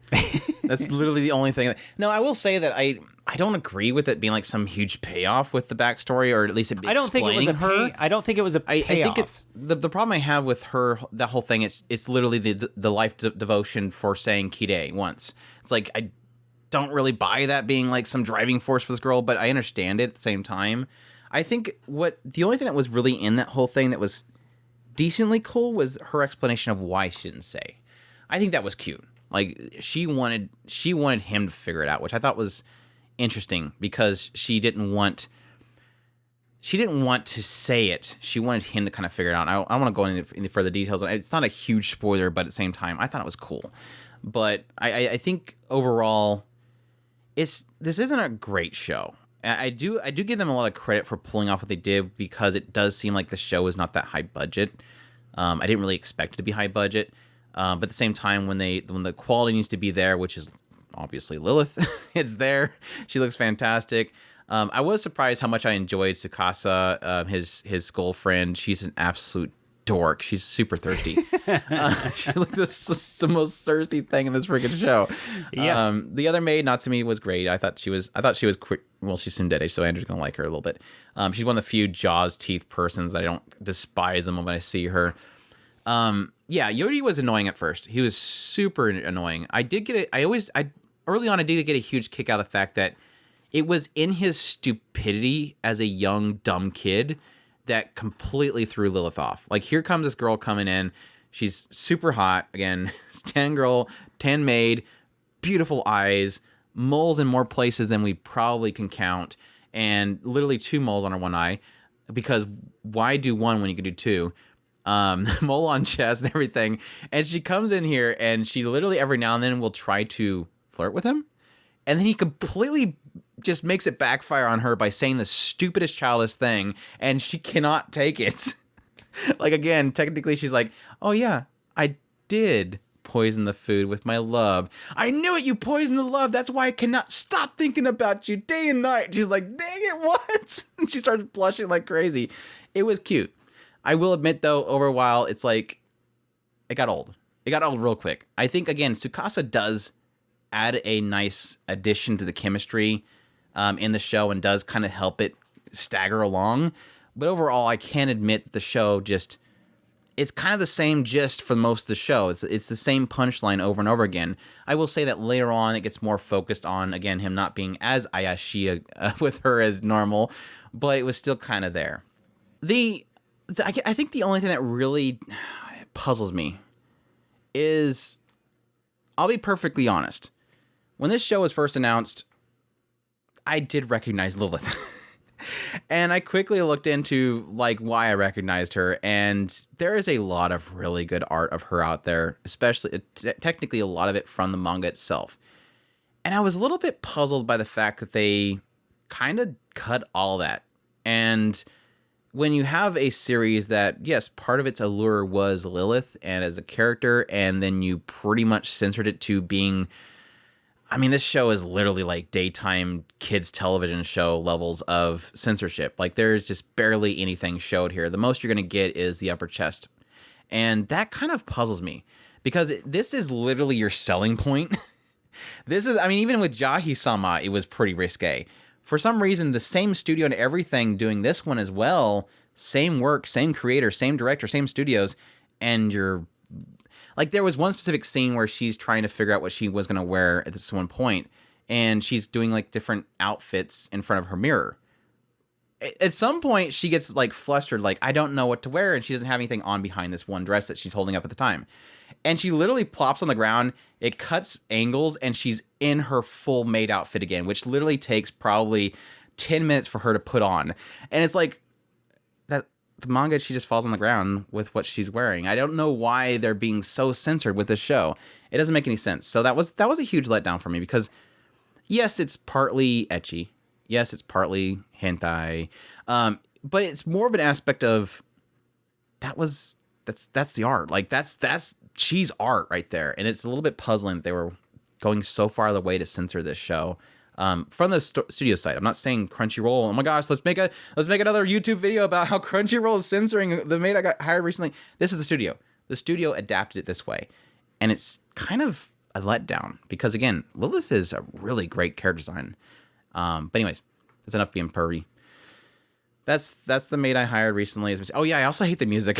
I hate the music. Oh my gosh, how many times can you play the same jingle over and over again? I joked with Chris at some point that I realized, and I couldn't unhear it. If anybody ever watched the show, or just go back and watch an episode, and you'll hear this. You can't unhear it. You know the whole "the more you know" jingle? Dun dun dun dun. Now watch the show with that in your mind. It's like there's this one song that plays over and over again in the show, and it's like dun dun dun dun dun dun dun dun. It's like, oh my gosh, it's the song. It's that jingle. I realized why I didn't hear it and why I never noticed it. It's because I have picking up on speakers because there's too much bass. No, I have my volume too low. Oh, yeah, it's very subtle. So there you go. But yeah, there's like two songs in the entire show, and they play it over and over again. It's like, at some point I was like, holy crap, I can't unhear this song. And now I realize how often they play the same damn song over and over again. So yeah, that's the Maid I hired recently, is Mysterious. Good stuff. A Couple of Cuckoos is our next one. Our Koko no Inazuke. This one streamed on Crunchyroll, ran for an terrible 24 episodes. Please, it should have been one season or one core. Studio is Synergy SP and Shinny Animation. The source is a manga. The genres are comedy, romance. The chief director on this one is Hiroaki Akagi, who did Teasing Master Takagi-san, Rakugo Shinju's episode 1, and those Snow White Notes. Series composition by Yasuhiro Nakanishi, who did Hanako-kun, Kaguya-sama Love is War, Irodoku, and Carol and Tuesday. And the original creator is Miki Yoshikawa, who did Yamada-kun and The Seven Witches, which I forgot. Should have done another season of that show. Just done another season of that show, please. Why did that get 1 core and this one got 2 cores? I'm already getting into my review. Did you watch this show? This was one of the ones that I let go. I thank goodness for yourself. But no, this one opens up with a guy named Nagi who is apparently heading to go to where his parents are at this diner because they're going to meet up with his actual parents. Turns out that he was switched at birth. Oops. But on the way there, he ends up running into a girl named Erika who looked like she's about to fall off a bridge. He tries to go help her, and then she somehow takes a picture of him upskirting her. So she ends up using that as blackmail in order to force him to have to act like her boyfriend in order to stop herself from being engaged. Hint, hint. But no. They end up going out and getting a bunch of pictures taken of themselves just around the town in different outfits just to kind of make it seem like they're actually indeed going dating, and she's sending these pictures to her father. And eventually they head back to the same place, which is where they were going to meet up with their parents and kind of find out, oh yeah, by the way, you are the two that were switched at birth. And oh, by the way, the parents have decided between themselves the best way that they can continue to see their children, despite the fact that they have to switch back to their actual parents, is they're going to have them two get married. So they've hooked them up. They've made them engaged. So arranged marriage. Anyways, this kind of gets worse because one side, Erika's old parents, which are actually Nagi's parents, are really rich. So the father just sets them up with this nice big house that they can live in together, just to kind of push them together more and so they can accept their marriage. But in the entire time that Nagi was growing up, Erika's actual parents, they're more of kind of a not well-off family. They have this little diner they take care of, and they live above the diner, and they've just kind of been getting along decently well with the money that they have. So it's basically poor kid that was switched at birth from the family that was actually the rich family, and yeah, so on and so forth. And then over time, you learn that Nagi's not liking the idea of being arranged marriage because he's actually really in love with this girl at his school, Hiro. And Hiro Sagawa is like one of the smartest girl in the school. And at some point he confessed to her and she's like, I don't like the idea of going out with somebody that's not, as smart as she is. So they turn into this big old competition about who can get the top of the grades in school. And eventually, if he can get number one, he can then confess again to her. And then sister is in love with Nagi, obviously, because we have to throw in the sister into the harem. Yeah, I didn't like this show. It's kind of one of those harem shows that has some stupid hook, the key, the picture from their childhood, trying to figure out who was the one from their childhood that they fell in love with, kind of thing. There's this one hook in the story that gave off a little bit of hint that there's something interesting here. Like early on, it was all about Erika saying, I'm actually searching for something. The reason why I'm doing all this social media stuff is because I'm trying to get the attention of somebody. I'm trying to find this person. And at some point, Nagi asks her, who are you looking for? And she's like, I can't tell you unless you're really ready because it's going to change your life. It wasn't that interesting. And there was this other thing, like this picture. At some point, they reveal a picture. And this picture is very fascinating. What is this picture all about? Not that interesting. They keep doing this stupid thing where it goes, there's something here. And you just got to wait to see what this is because it's going to blow your mind. And it's never interesting. And to top it all off, this show had really no conclusions. I think my biggest issue I have is there's two aspects of that I don't like about the show. One, it's a harem that doesn't do it right. Like the chemistry between this group, this harem, isn't great. Like the chemistry's just not there. Erika is a rich ditz. And she's always a rich ditch. Like she doesn't know that a shelf is not a chair. She doesn't know that an apartment is not a shed. She doesn't know that a bus is not a taxi. Like this girl is super dumb. And she's not like she's locked up in her mansion all the time. She's outgoing, but she's super ditzy. And Hiro, despite the fact that I want to love her because she's voiced by Nao Toyama, all she cares about is competing. And yes, you get every now and then the cute side of her, which is not worried about that stuff. But for the most part, it's just her being competitive all the time. When I was watching it at night and she was revealed, I was like, she is by far, I was so disappointed with her because I wanted to like her so much. And when her introduction and her rivalry. She goes into this long rant about being a rival with him, and it was like, oh no, she's not. I don't know. This wasn't going to work at all for me. And the sister was cute, but yeah. And I think with Hiro Sagawa, the cool thing about her, I would say, she's probably the most complicated of all the characters. Honestly, like this is the one that it seems like they put the most writing into, because yes, on surface, and it seems like she always just cares about competition. There is another side to her that feels more genuine. So you can kind of make an argument that is all a front to what she really does want. Like the competition is the excuse. And I do like that aspect of her. But again, it doesn't take away from the fact that we're just always worried about competing every time she's on the screen. Unless they want to get suddenly serious, which every now and then the show wants to do to act like it's a slice of life romance. But yeah, and the sister is just Sister-con. There's nothing really to that one. I can't say too much about that one. There was a little bit of cute aspect, the idea of her finally being connected to a sister she always wanted, which I thought was cute, but that was like literally half an episode. It has like a little brief moment to each character to do something with them, but for overall, like the chemistry's just not there. These characters are just kind of boring. And then to add on to the top of that, it feels like at the end of the show, like I didn't feel like anything got done. Like it's one of those endings where it just kind of like, oh, so it's over. Okay. The characters are the same. Like literally, if you showed somebody the last episode and if you showed somebody the last episode and the first episode side by side, you would not tell any different. Like these characters don't grow, they don't change. There's no significant growth of the characters. It's just not.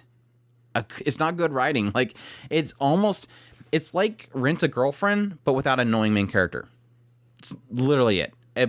Technically, there is some funny aspects to Rent a Girlfriend. There's actually like 2 decently dramatic beats in Rent a Girlfriend. This is nothing the entire time. I just couldn't get into it.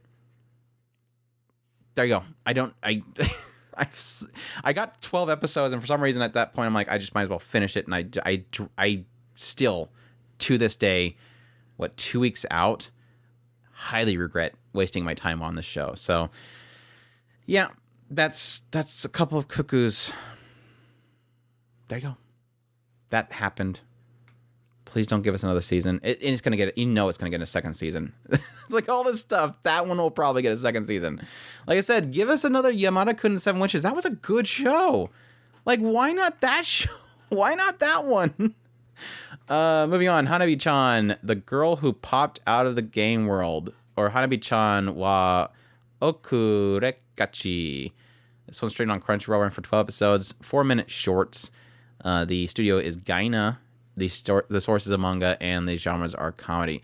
I'm surprised that the source is a manga. I just figured source was Konami or something.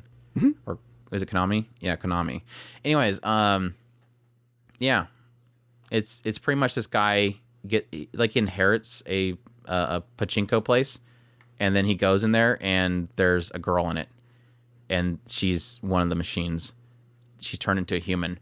And then over time, he runs into other girls that are pachinko machines of some sort. Anthropomorphized pachinko machines. One befriended a bear. And then they ran into more pachinko machines. I think the bear is a machine as well. No, he was just a bear that she found in the forest and then beat him up. And then he became one of the clerks. No, I think he's security. That too. And then there's another pachinko place, and I think they have girl pachinko. I don't know, but yeah, Taco. She makes taco yummy, I think. Yeah, now Toyama. She's now Toyama. So why'd you watch this, and why did it make me watch it? I didn't make you watch it. You said you watched it, so I went and watched it. So I watched it so you wouldn't have to watch it. You watched it so it was a short. Shut up! It wasn't. That's not like it hurt you. 40 minutes, 48. Well, I technically I don't know 40 without the OP and ED. Like for some reason they had to put OP and ED. Yeah, the OP was like a minute and a half, and the ED was like 30 seconds. They were like 30 each. At least they were different every time. Yeah, well, one of them was. I think what are we doing here? I don't know. I basically you just did the review. That's what happened. It's Why does this exist? Is my question mark. It was fine. No, it's not. It fine. wasn't. This is funny. This is an insult. Insult to everybody who loves anything gaming wise, because everything we love and cherish becomes pachinko machines, and they don't bother with making more games. It's why we don't have more Metal Gear Solid, is because pachinko machines. Why make cute girls out of pachinko machines, which is a stain of existence? Nobody likes pachinko machines except for sad, grumpy lonely, old salarymen that smoke a lot of cigars. What are we doing here? I don't know. It didn't hurt me. I was fine with it. I don't think it was particularly... Why was the last episode so tragic? Because they had to make it touching. Like, why we're talking about a kid dying and he wants to shoot fireworks for him? My review is this. I didn't find it funny. I thought it was fine. It didn't do anything. Times. I did. There was the part where like he was overworked, so like Versus like comes up side next to him and just like knocks him out and goes, "Oh wait, what's wrong? You're falling over." It's like, that was kind of funny. I thought that the shooting the fireworks and the police coming to arrest the they main come guy. by like every 2 seconds. The fireworks, the bear. But yeah, it was fine. It didn't do anything special. It just pachinko machines. Yeah, it was making fun of pachinko machines. That's really what it was. Yeah, that's what it was. It felt like half of it was just making fun of like aspects of pachinko machines, and then half of it was like advertising pachinko machines, which I didn't think was legal, but they pulled it off. So I guess they're legal. So yeah, if you ever want to know about pachinko machines and you want to learn about them and cute moe girls, there you go. And apparently some of them have insecurities about their chest size as pachinko machines when they're all technically flat. What I did get out of this was a really fantastic artwork of Hanabi-chan. I think she looks great in that ED picture. I thought that looked good. There you go. Chris got some artwork. It'll be on his desktop at some point. Probably. Kuma Bear was good. The bear was cool. There you go. Yeah. I'm quitting heroing the OVA. The work trip is first and foremost a learning opportunity. This is an OVA that was done for the property I'm quitting heroing. I put this in the list, but at the same time, I don't want to talk too specific about it because technically the show itself, there's an element to the original series. I do still suggest the original series. I was let down by the ending, but it was a cool series, so I don't want to get into too much details and to spoil that because it technically does have a pretty heavy dramatic beat towards the end of it. For those that watched the original series and wondering if the OVA was worth it checking out, it's a 2-episode series or a 2-episode OVA. I think they're like 15 minutes each, so it's not a huge investment. It's pretty much an episode. I think for the longest time, I struggled with the OVAs that they released the first one like 2 months before the second one, and they're technically like they lead into each other, like it's all one story. I will say, I think it was a really good OVA. I do highly recommend people that checked out the original series. For those who don't know what it is, essentially it's the hero who defeated the demon lord, and he goes back to the kingdom, and the kingdom basically says, okay, now that the biggest threat's gone, now you're the threat. You're dangerous. We don't need you here. Go away. You're as bad as you're a monster, basically. And he essentially get kicked out. And he goes back to the demon lord, basically saying, hey, they kicked me out. I need a job. Can I work for the demon lord? Let me help you rebuild the demon army. And it gets into some really, really cool concepts. I really suggest people check out the original series. But again, the OVA, what I liked about the OVA is it's kind of what we didn't really get in the series. It's kind of a little bit of an after story, but it does really kind of take the characters and put them in a more casual setting. And I really enjoyed it for that. I just thought the shenanigans in it was just something we didn't really get too much of. Because let's be honest, I'm quitting heroing for the second half of the entire series. It's heavy and it's getting into heavy subjects. So to finally, with the OVA, get to see the characters really unwind was really refreshing. I really did enjoy seeing the characters again because I honestly really enjoyed the series a lot. So seeing them again was definitely worth it. And it was a cute, fun little story. So I highly suggest it. If you, again, watch the original series, definitely go find the OVAs. Technically, they're all on High Dive. So you're going to watch it on High Dive to watch the original series, and you can go right into the OVAs. So they're all available. And they were definitely worth it. I agree. I really did like this as an after story, getting kind of them, like Andrew had mentioned, kind of dress down and really get into And put on animal ears. Yeah, and put on animal ears. Getting them in a more comfortable setting with each other, especially some of the characters which you've never technically really seen them interact. So yeah, I do really like that. Yeah. Check that out. Arifureta, the OVA, which is Phantom Adventure and Miraculous Encounter. This one was on Crunchyroll. They just released it as well. I think it was like total 40 minutes OVA. They broke it up in 2 episodes on Crunchyroll for some reason. But it was done by Arifureta again. It's, yeah, so this is technically very necessary. If you guys have watched the first 2 seasons, this apparently is supposed to be like a story in between now and the 3rd season. So obviously, me, for some reason, still watching this show. I did check it out. Did you check it out? Yes. Good. I was not expecting what we got, and I don't know how important this is. It's kind of like, this is one of those OVAs where you kind of wonder if it's even canonical. Because the way that I guess to give a brief idea what it's about, is essentially we're at the point now where Hajime and team is about to leave Mew behind. Mew was my first babies for Arifureta, which they met in the 2nd season, and they brought her home, and now he's about to leave Mew behind at her home, and they go out and they just have this quote-unquote adventure together. And eventually that gets them swept up into this other dimension where they end up running into some very interesting characters. And which I guess we can mention with some soft spoilers here. I don't think it's huge spoilers, but I think if you are interested in the series, you'll probably not want to know. But they do run into some very interesting characters. And like I said before, the way that kind of wraps up this OVA kind of makes it feel like you don't know if it's canonical or not, but it technically is.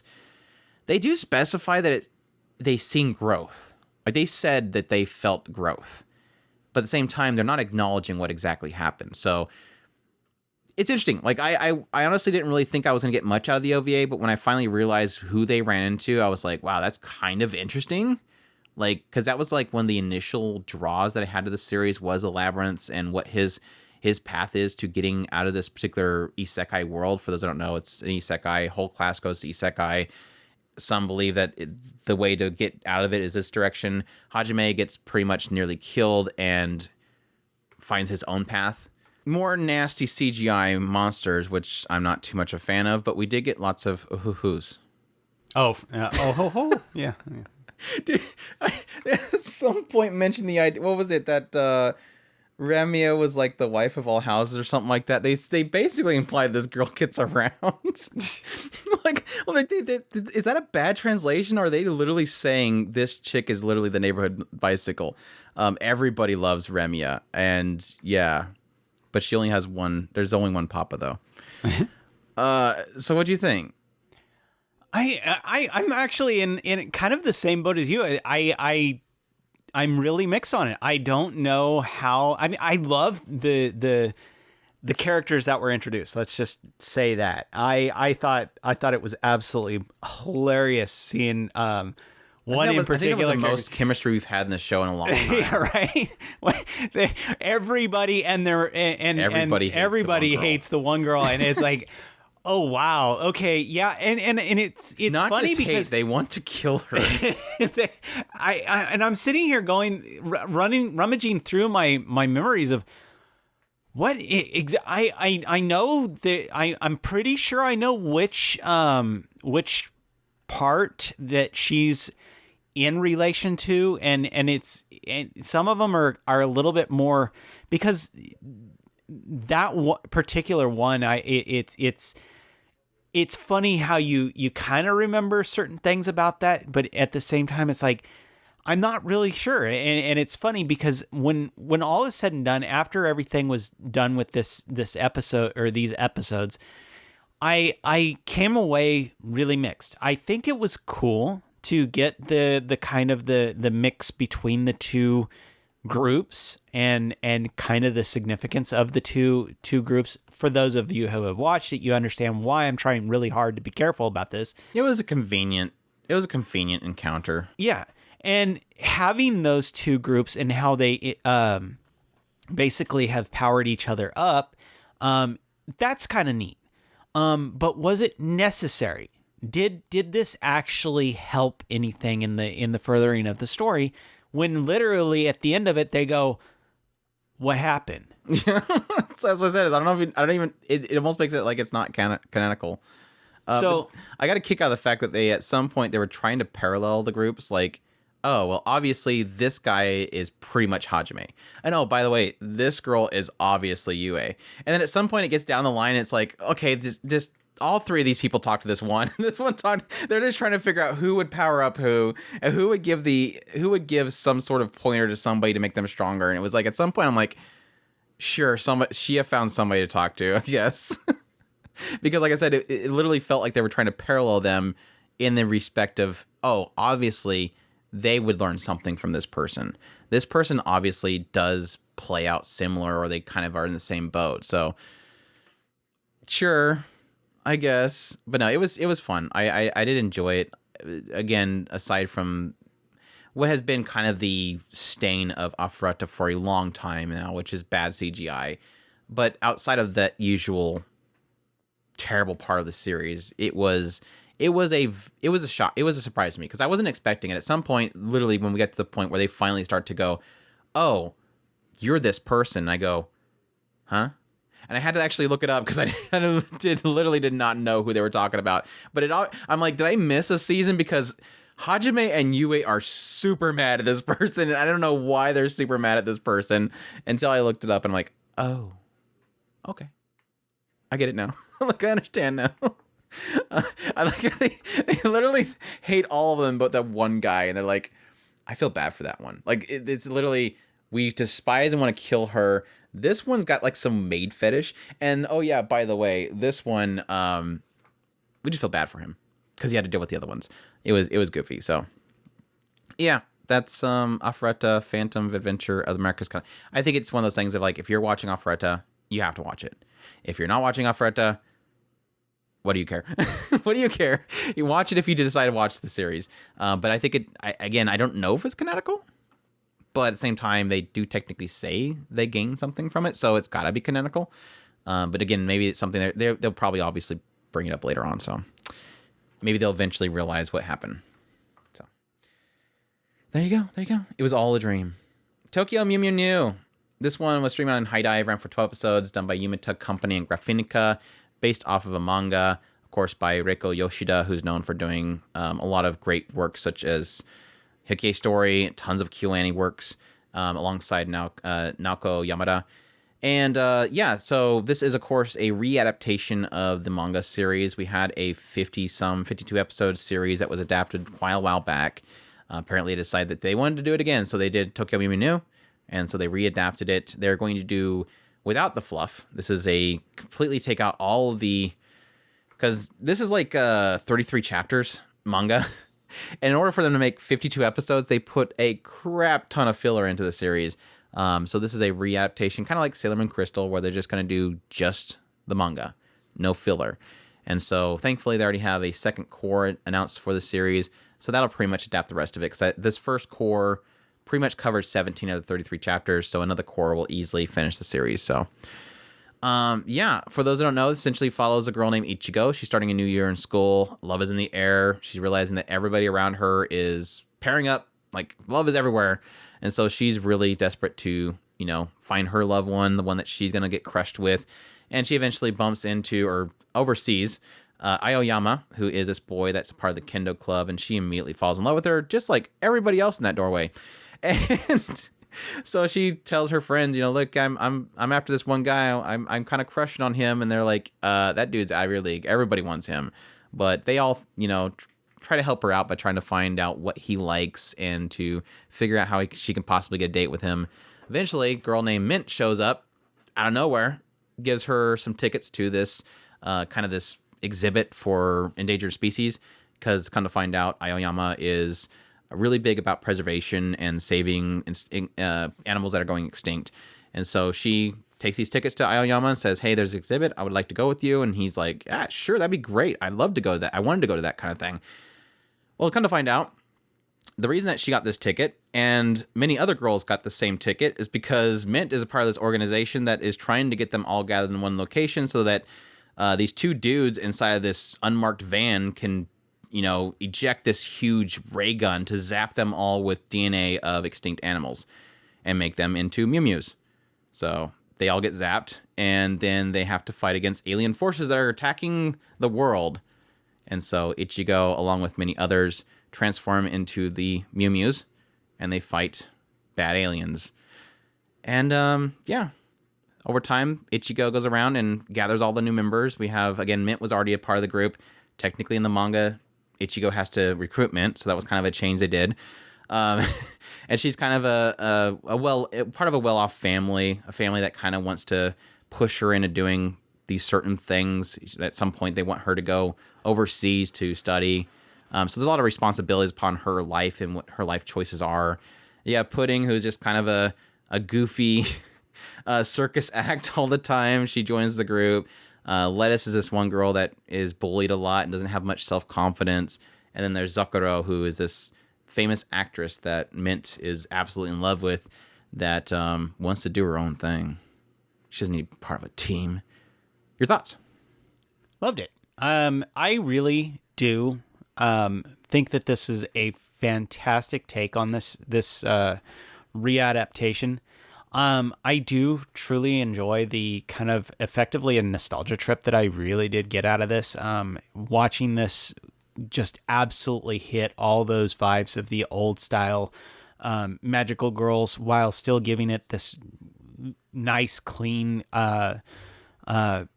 revamp of the newer style, which is exactly what I was hoping for. And so I got all that. I really did love the voice acting, even though it does sound a little bit off. I think that they really did kind of fall into their own when they finally got kind of warmed up and used to what they were doing.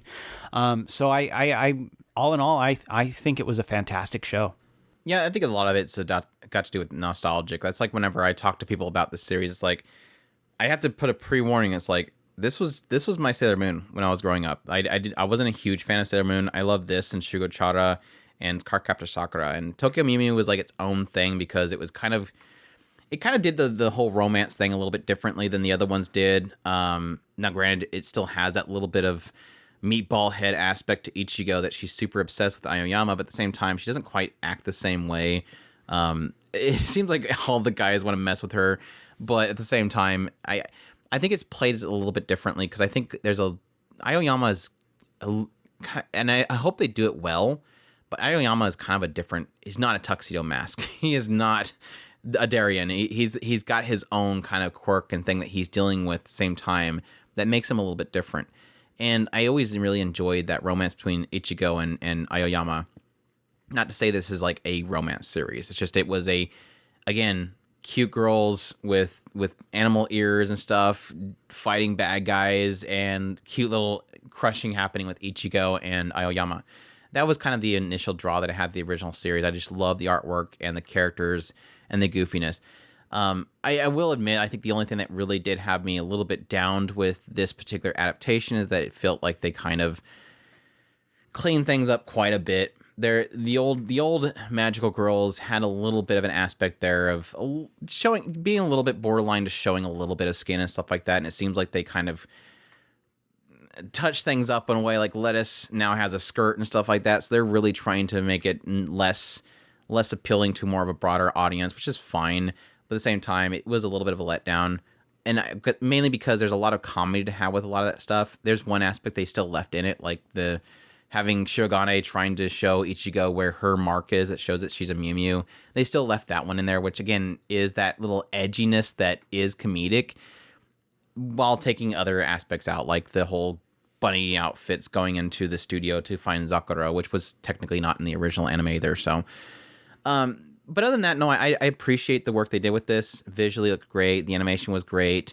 Again, getting it without all the filler in there, getting the story beats. I think the way they turned certain storylines around the timeline actually helped. I did appreciate having Mint a part of the group first, and then getting Mint's storyline kind of mixed in with her own insecurities and struggles with Sakura, which I thought was a really good way of turning things around to really hit those story beats better. So it seems like they're even. Let's be honest, the original manga is like super simple. Like if you ever read the original manga, it's like 6 panels and is an episode. Like it just jumps all over the place, gets to the points, ending, done. So there's a lot of gaps they have to fill even with the adaptation, and I think they're doing a great job with it. And yeah, like Chris mentioned, the voice acting did a great job, despite the fact that they're all literally new seiyus. I will say that Pudding was sound a little bit off whenever she wasn't super hyper Genki, but whenever she was super hyper Genki, she nails it. And all the rest of the characters, Mint, especially Ichigo. Ichigo did a great job with her voicing. So really, really good. Like I said, I'm not going to sell people on this. This is not like a groundbreaking magical girl here, but I think it's one of my favorite magical girls, and I have a lot of nostalgia for it. Even though I will admit that it's not like this isn't doing crazy storytelling here. This is, yes, still in the end of the day, this is a children's show in a sense. It's for a younger audience, and so it is very simple story here. But this is the kind of stuff that I grew up with, so I really enjoyed it. So, yep, that's Tokyo Mew Mew. Definitely still a favorite of mine. Kakegurui Twin. This one streamed on Netflix, ran for 6 episodes, done by Studio Mappa, based on a spin-off manga of this Kakegurui series. Genres are psychological and school. But yeah, like I said before, this is technically a spin-off of the original series. For those that don't know what the original series is, basically this school where everything is decided by gambling. It's like everybody's worth and everything is based on how much money you have, how much money you put down, and what kind of winnings you get. So they did kind of emphasize in the original series about this aspect of pets, which are essentially people that go into debt. They become other people's pets. So they have to do everything they say. And that technically becomes like a core aspect of this particular spin-off series, which this is supposed to be a prequel story. Because in the original Kakegurui series, it opens up with this Yumeko that just starts going to the school, and she helps out this guy named Ryota. Well, at some point, she meets Mary. Well, this is a story that takes place before Yumiko joins the school. Mary is already there, and this is her first introduction to the school. And she quickly meets this pet named Suzura, and she helps her out. And then it goes this whole process of Mary really wanting to create her own club room, which club room basically just means you have a place that you can set up gambling. And then people come to your club, and you can gamble with them and make a bunch of money. So she quickly, after getting Suzura, helping her out, she quickly goes to try to find a club that she can take over. She runs this one girl named Yukimi, and pretty much tries to take over her club. And what quickly happens is from that point, she catches the interest of the council. And one specific person named, I don't know if it was Sachiko or Aoi, but Aoi basically in the end was supposed to be sent to take down Mary. But instead of taking her out, Aoi wants to recruit Mary. And what he wants to recruit her to is this big, like, secret group that he has that is essentially trying to get all of the pets freed. They want to together amass their winnings to help free people from the pet. He doesn't like the pet system, and so he's trying to take it down. And this is a bigger picture of trying to take down the student council so they can get rid of the pet system. So that's basically Mary being drug into that, but at the same time, she doesn't want to have anything to do with it. Like, she just wants to do her own thing. She doesn't want to get involved. So that's basically the core story. And like most Kakegurui series, it's just a lot of different games. So each time, pretty much every episode, sometimes for multiple episodes, it's really much of the focus is on a particular game that they play, what the rules are in play, and yes, similar to these types of shows like No Game No Life and this, how people cheat. How people cheat, and do they get away with it, or can they get away with it? That's usually the big draw.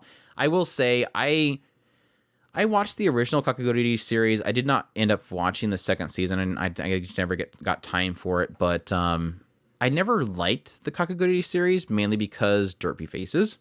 The show just loves overly eccentric, like, again, like characters that look like they just relieve themselves. It's like every time I see them have that face on the screen, all I can think of is, what does it smell like in that room? That's how bad it is. And so I never liked that. I've never liked that. It's never been an appeal to me. And I feel like it's slightly toned down with this one, even though it's still there pretty much in every episode. But I think the big draw that I had, of course, to this series specifically is Mary was one of my favorite characters in the original series, and she's obviously the main character here. I don't feel like this is in any way, shape, or form tied into the original series because nothing really...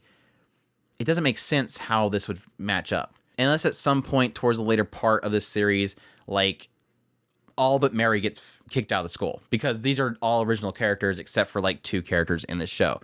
So I don't know if it's even logical for this to be a prequel story. It just feels like an absolute spinoff.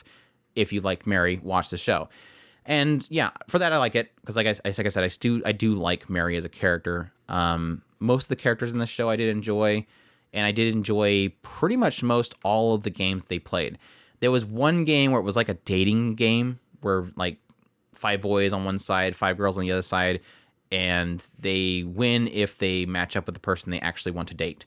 And then there's like this other aspect that you can choose to ramp up those winnings by saying that you're willing to go back to the hotel with them, basically.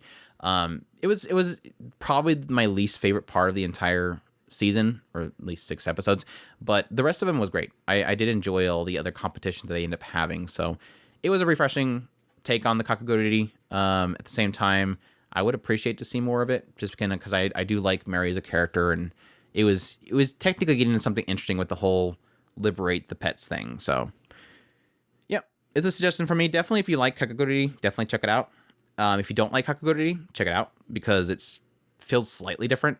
And I think it's mainly if you didn't enjoy Kakegurui because you were a little bit put off by Yumiko, watch this one because it's a little bit more toned down, I think. So, yeah, that's Kakegurui Twin.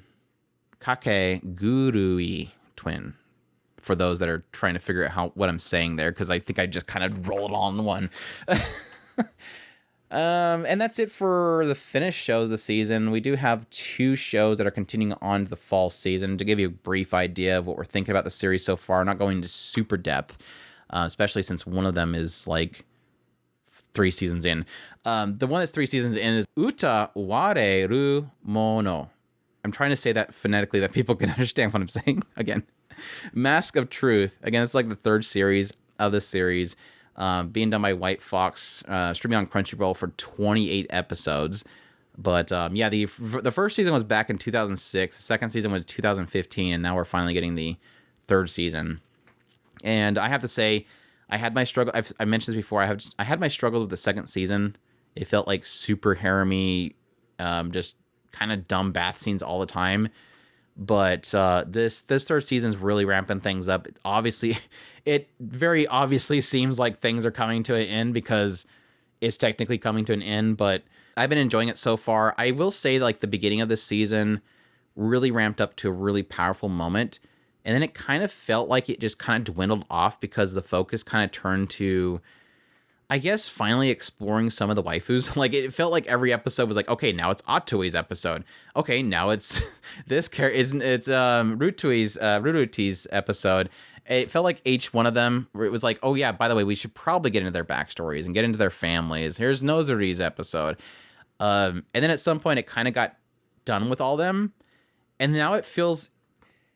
We've had like 2 times now where it feels like they're doing like it's like the golden saucer scene in Final Fantasy VII. Suddenly it's like everybody enters the room and they go, so what are you going to do in your future? You should come by my home at the end. It's like, it's literally almost feels like we're playing the game now and it's asking us, who do you want to commit to at the end of the game? Because now whatever choice you make, that's your ending. So it feels a little cheesy in that regard, but other than that, I've been really enjoying it. It really does feel like it's ramping up. I'm getting a little frustrated with what they did to a specific character that's been pretty much around the series since the beginning of the 2nd season. Other than him, my frustrations around what they're doing with that character, I've really been enjoying it, and I cannot wait to see how this kind of unfolds and ends. I really do feel like my statement about this being one of the best fantasy series of anime history, I still hold to it. Despite that it has these stumbling points, overall, I just really do love this world. I love the characters, I love the designs, and just like how thick this show is. Like this show is just like thick with lore and character and stuff. So yeah, cannot wait to see how it unfolds. We still have technically like 14 episodes, so still technically over half of a core left. So how's it been working for you? I got to Nozomi's family part, so I'm a few episodes behind. But Nozori. Nozori. I thought you said Nozomi. I was like, what? I did. I can't see from it's this kind of angle. side crooked. Yeah. Yeah. Yeah. But yeah, I what I've been watching, I have absolutely loved. I haven't gotten to this golden saucer point, so hopefully that doesn't. The door and asks if he'll stay with them. Hopefully that doesn't ruin everything for me. But so far, did you see the Atui part? No, you wouldn't have seen the Atui part, would you? I don't want to spoil it for you. But yeah, I'm loving it so far, and I can't wait to see more of it. And like Andrew was saying, I very much agree. This show, the only thing that I have always had a problem with this is when they do actually when they do actually do this lore dump. They've always stumbled and fell miserably on the lore side of things. But if you actually do dig into what they're trying to get into as far as lore is concerned, there's a lot of just deep, crazy stuff going on in a lot of these things. So I hope when we do actually get it, because at the end of every Utawarerumono, they always go into crazy lore stuff. So hopefully they'll do decently this time. I feel like midway through with the second season. You liar. It was like halfway through it. No, I think the cool thing that happened here like recently is we finally got something out of Ururu and Sarana, because they've always felt like they're like Ram and Ram before they really get into Ram and Ram. They're just kind of standing there waiting for Master to do something and tell them to do something. And then suddenly out of nowhere, they decided to separate them. And then suddenly, like, bam, we're getting character development for them. It's like, okay, cool. We're finally doing something with these two. They've always just been there like, they're like the two belly dancer dressed out cute girls that always stand around them. And it's like, oh, they're just kind of there as like a trophy cutesies. But now they finally do something with them. Like I said, they're technically building each of the characters, doing these backstories and showing their homelands and stuff like that, trying to build up this army is really what they're doing. So there is purpose to each one of them, but I do chuckle a little bit at the idea that it feels like they're trying to do the whole who you're gonna go home with kind of thing at the end. If you're gonna be able to go home at this point, that's the big question mark, because they're really trying to flag him with this curse. So yeah, that's Utawarerumono. I definitely really enjoying it. I like I said before, I think with my first impressions, I did struggle a little bit early on with the idea that Haku just doesn't really feel like he is like a hardened general, and then just it felt like snap fingers, he's now a hardened general. At the same time, I do like the aspect that they do address the idea of him kind of over ramping it. Oh gosh, you didn't see the recent episode. Bawled my eyes out, by the way. They had a mama moment, and it made me bawl my eyes out. When they want to make the show hit, it hits. But no, I'm getting sidetracked. I felt like it did technically address the idea that he's trying too hard to fill some certain shoes, but at the same time, it felt a little jarring. It almost felt like they skipped something to get him to where he was at, but in the end, it does feel like the path that he's chosen wasn't the one that he originally chose. It's being forced upon him. He's trying to fill somebody else's shoes in order to restore a nation. That's kind of always been at the core of Utawarerumono since the very beginning with Hakuro, with the first season. This idea that somebody is forced to have to stand up for the people, try to gather the people, and then fight against the corrupted powers. And I think they're kind of doing well to not have it be Hakuro's story, which is the first season, but be Haku's story, but just have a parallel there that they both kind of share the same fate. So it's really cool. Yeah, we'll move on. Move on.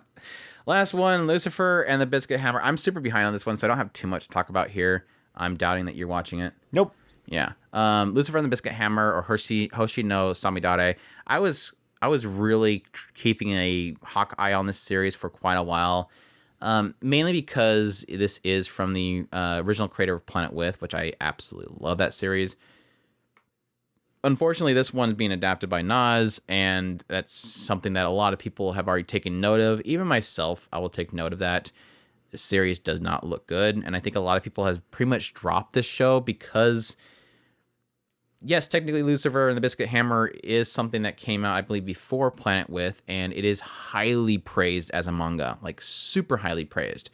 And so to have Nas, which, sorry, is not a good studio. It's never been a good studio. They have like one good show that they've done, but for the most part, they're just not a good studio. And they're just barely holding the show together with more than 2 frames per second. And I think that's the big issue that a lot of people are having and why they dropped off on it.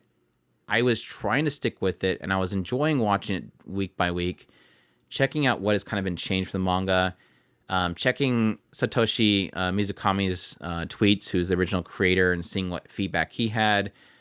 Yes, and kind of seeing where he's a little bit frustrated by certain things they disinclude in the adaptation, like can't have Pansu. It's like no Pansu in this show. Let's make it nice and PG, I guess. And I think that's a little bit of frustration for a lot of people. But I was still watching it. I was still enjoying it. It's basically a guy gets selected by this lizard that shows up in his bedroom one day, claims that he's the knight of that particular the lizard, and that he's going to be the knight, and he needs to find the princess or the Hime and save her and protect her. And there's this big, huge hammer, this biscuit hammer that's going to be coming down upon the earth to destroy it, and it's being controlled by this magician. And so he has to protect the princess, take down the mage, prevent the hammer. And oh, by the way, here's the big twist. Hime, Samidare, this girl, she wants to destroy it after she saves it. Like, she wants to be the one that destroys it. She doesn't want this mage to destroy it. She'll be the one that destroys it. Which they eventually get into reasons why that's the case. Early on, it just really feels like she's off her rocker. It makes sense later when you actually do find out why she wants to do that. I mean, it doesn't make sense to most people logically, but I understand why she's doing it. But it was really interesting at first because I was looking at this show coming into it similar how I did with Planet With, where everything is not as it seems. Like with Planet With, it opens up with this dude, he gets eaten by a cat, he turns into a mecha robot, and he fights the good guys that are stopping aliens from attacking humans. It didn't make any sense. And then over time, you get the story, and it starts to peel away the layers of this world and the characters, and nothing is as it seems. And everybody, it was, I mean, it's similar to the ED of the show itself. It was all about masks. Everybody wasn't what they seemed. Like, they even had this big bad guy of Planet With, like, holy crap, his story was great. Like, this writer knows how to make characters have so many dimensions. And so as watching this show, I'm looking for that. I will admit the writing just feels super fast paced. It feels kind of jarring at times, and the characters still don't kind of make sense to me. Even, I think I'm like 8 or 9 episodes in. And then they started revealing a whole bunch of characters. Like, we have literally expanded the cast from, like, I don't know, 6 main characters to, like, 15. And I'm sure at some point they're going to start culling, like, start taking out characters. I'd have no doubt this writer is willing to kill off these characters. But until then, it's like, I'm character overloaded right now. And I don't really I haven't got to that point yet where this writer has surprised me with this show. And I'm just waiting for it. And I felt like for a while I was covering the show on my YouTube channel, and I felt like I was being apologetic for the show. And then I kind of wanted to take a break away from it. But I will go back to it. I will finish it, but I'm 50-50 on if I'm going to come back and finish the show or if I'm going to just read the manga. Because I feel like there's just too much being changed. Not insane stuff being changed, but I feel like there's too much being changed, and I'm not getting enough out of the animation. The only thing I'm really getting from the show is the voice acting, which I do like Samidare's voice actress. I even enjoy Yuhi's voice actor, but I don't feel like you're not getting animation. Like, it's pretty shot per shot, and it's almost to the levels of something like The Way of the House Husband, Whereas like you're almost to that level. You're almost to just panning panels. But we'll see. I'll probably go back to watch the show just for the seiyus. But yeah, it hasn't impressed me yet. And I'm sure it's going to eventually get there because, like I said, the manga is really highly praised. So yeah, that's Lucifer and the Biscuit Hammer. That's it. That's all this shows of the summer 2022 anime season that we're going to be covering. I hope you guys enjoyed this final third chapter of our reviews, and please leave your comments below about how much you think Chris is wrong about Summertime Render. I'm sure I'm going to get smashed for that. Gonna get smashed. Either that or people that immediately send a comment the moment you said that this is the most non-Danmachi. You know people immediately that's why I was catching you. I know that people were going to immediately pause and go, it's actually the most Danmachi season because it actually has the writer involved. It's like, no, he meant, and I knew that. I just wanted to kind of correct immediately. It's the most un-Danmachi of the adaptations. But yeah. Anyways. As per usual, if you go to otakuspirit.com, that's where you can find all of our links, including our link to our Discord, where you can meet a great community of members doing watch-alongs and even read-alongs now, doing manga and light novel read-alongs. We have a club there as well as chats for gaming and just general anime fun, memorabilia, just a lot of great people there. It feels like things are really kind of lately been kind of getting chattery, and I feel bad because I've been super busy lately, so I'm like, oh crap, people are in there talking a lot, and I really want to get involved with a lot of this discussion, but I just have been pretty swamped lately, so... But yeah, a link to the Discord's there. Additionally, if you want to support what we do here, we have a Patreon account, a tips link, or if you're listening to this on our YouTube channel, or if you go to our YouTube channel, you can support us by hitting that super thanks button on our videos. We definitely appreciate you guys' support, letting other people know about us, rating us on iTunes, rating us on whatever the service you use, like Spotify or whatever. Definitely all helps us out. I think word of mouth is one of those things that you can do even if you can't support us monetarily, and we greatly appreciate it. Your guys' support and all that kind of stuff has been a lot of fun. And additionally, that's the end of the summer, so we're getting into the fall, which is crazy already. It's crazy already. I was so happy to be done with that. This. Was a doo-doo's joke earlier, by the way. I wasn't just making a random potty joke. It was from Akiba's Maid War. The doo-doos. You said doo-doos, and I immediately thought of the doo-doos. Oh, okay. It was really nice to get into this season finally. I had been Bleach putting today, dude. Bleach today. Oh, I'm gonna have to wait until tomorrow to watch it. But it's stuff like that. Watch it tonight. Being able to get into Maid Wars was absolute crazy. But I was so happy to get wait that long. I know it's I think about it. I've been putting off this season for 3 weeks because I wanted to catch up on all these shows. Put off the poor cute cat girl. Oh, seriously. But I was finally able to get into episode 2. I have episode 2. Of what? I can put it on the drive. Episode 2 to the cat girl. What else? Which cat girl? There's like 4 reincarnated as a sword. Cat girl. The only cat girl that's important. There was another episode out. Yes, please. I want to watch it. I went and got the. I probably won't watch it. High Dive is behind a week, so I went out and got the second episode because I wasn't too thrilled by the first episode's first half. So I went out and got because High Dive is going to be always a week out because it's got an exclusivity in Japan. So we're talking way too much about the next season, but it's been fun. I'm glad you're able to finally join. And I'm trying to do all the first impressions while still keeping out my Mushoku Tensei videos, and it's been a pretty crazy week. So my hope is to start redoing some streams this season. I'm just gonna trim. I'm gonna cut this part out. I don't want you making promises. I'm gonna trim some fat. I'm planning on trimming some fat and starting to get some streams going because that last season was just all it was me catching up on shows all season, and there's just no way. It was catching up on Genshin Impact because you've been super behind on Genshin Impact. He's doing like the back and forth. Get caught up on one thing, get behind on the other thing. Get caught up on that thing, get behind on that thing. So it's like Genshin, now I'm behind on anime. Anime, now I'm behind on Genshin. He literally had to get to Sumeru. Jeez.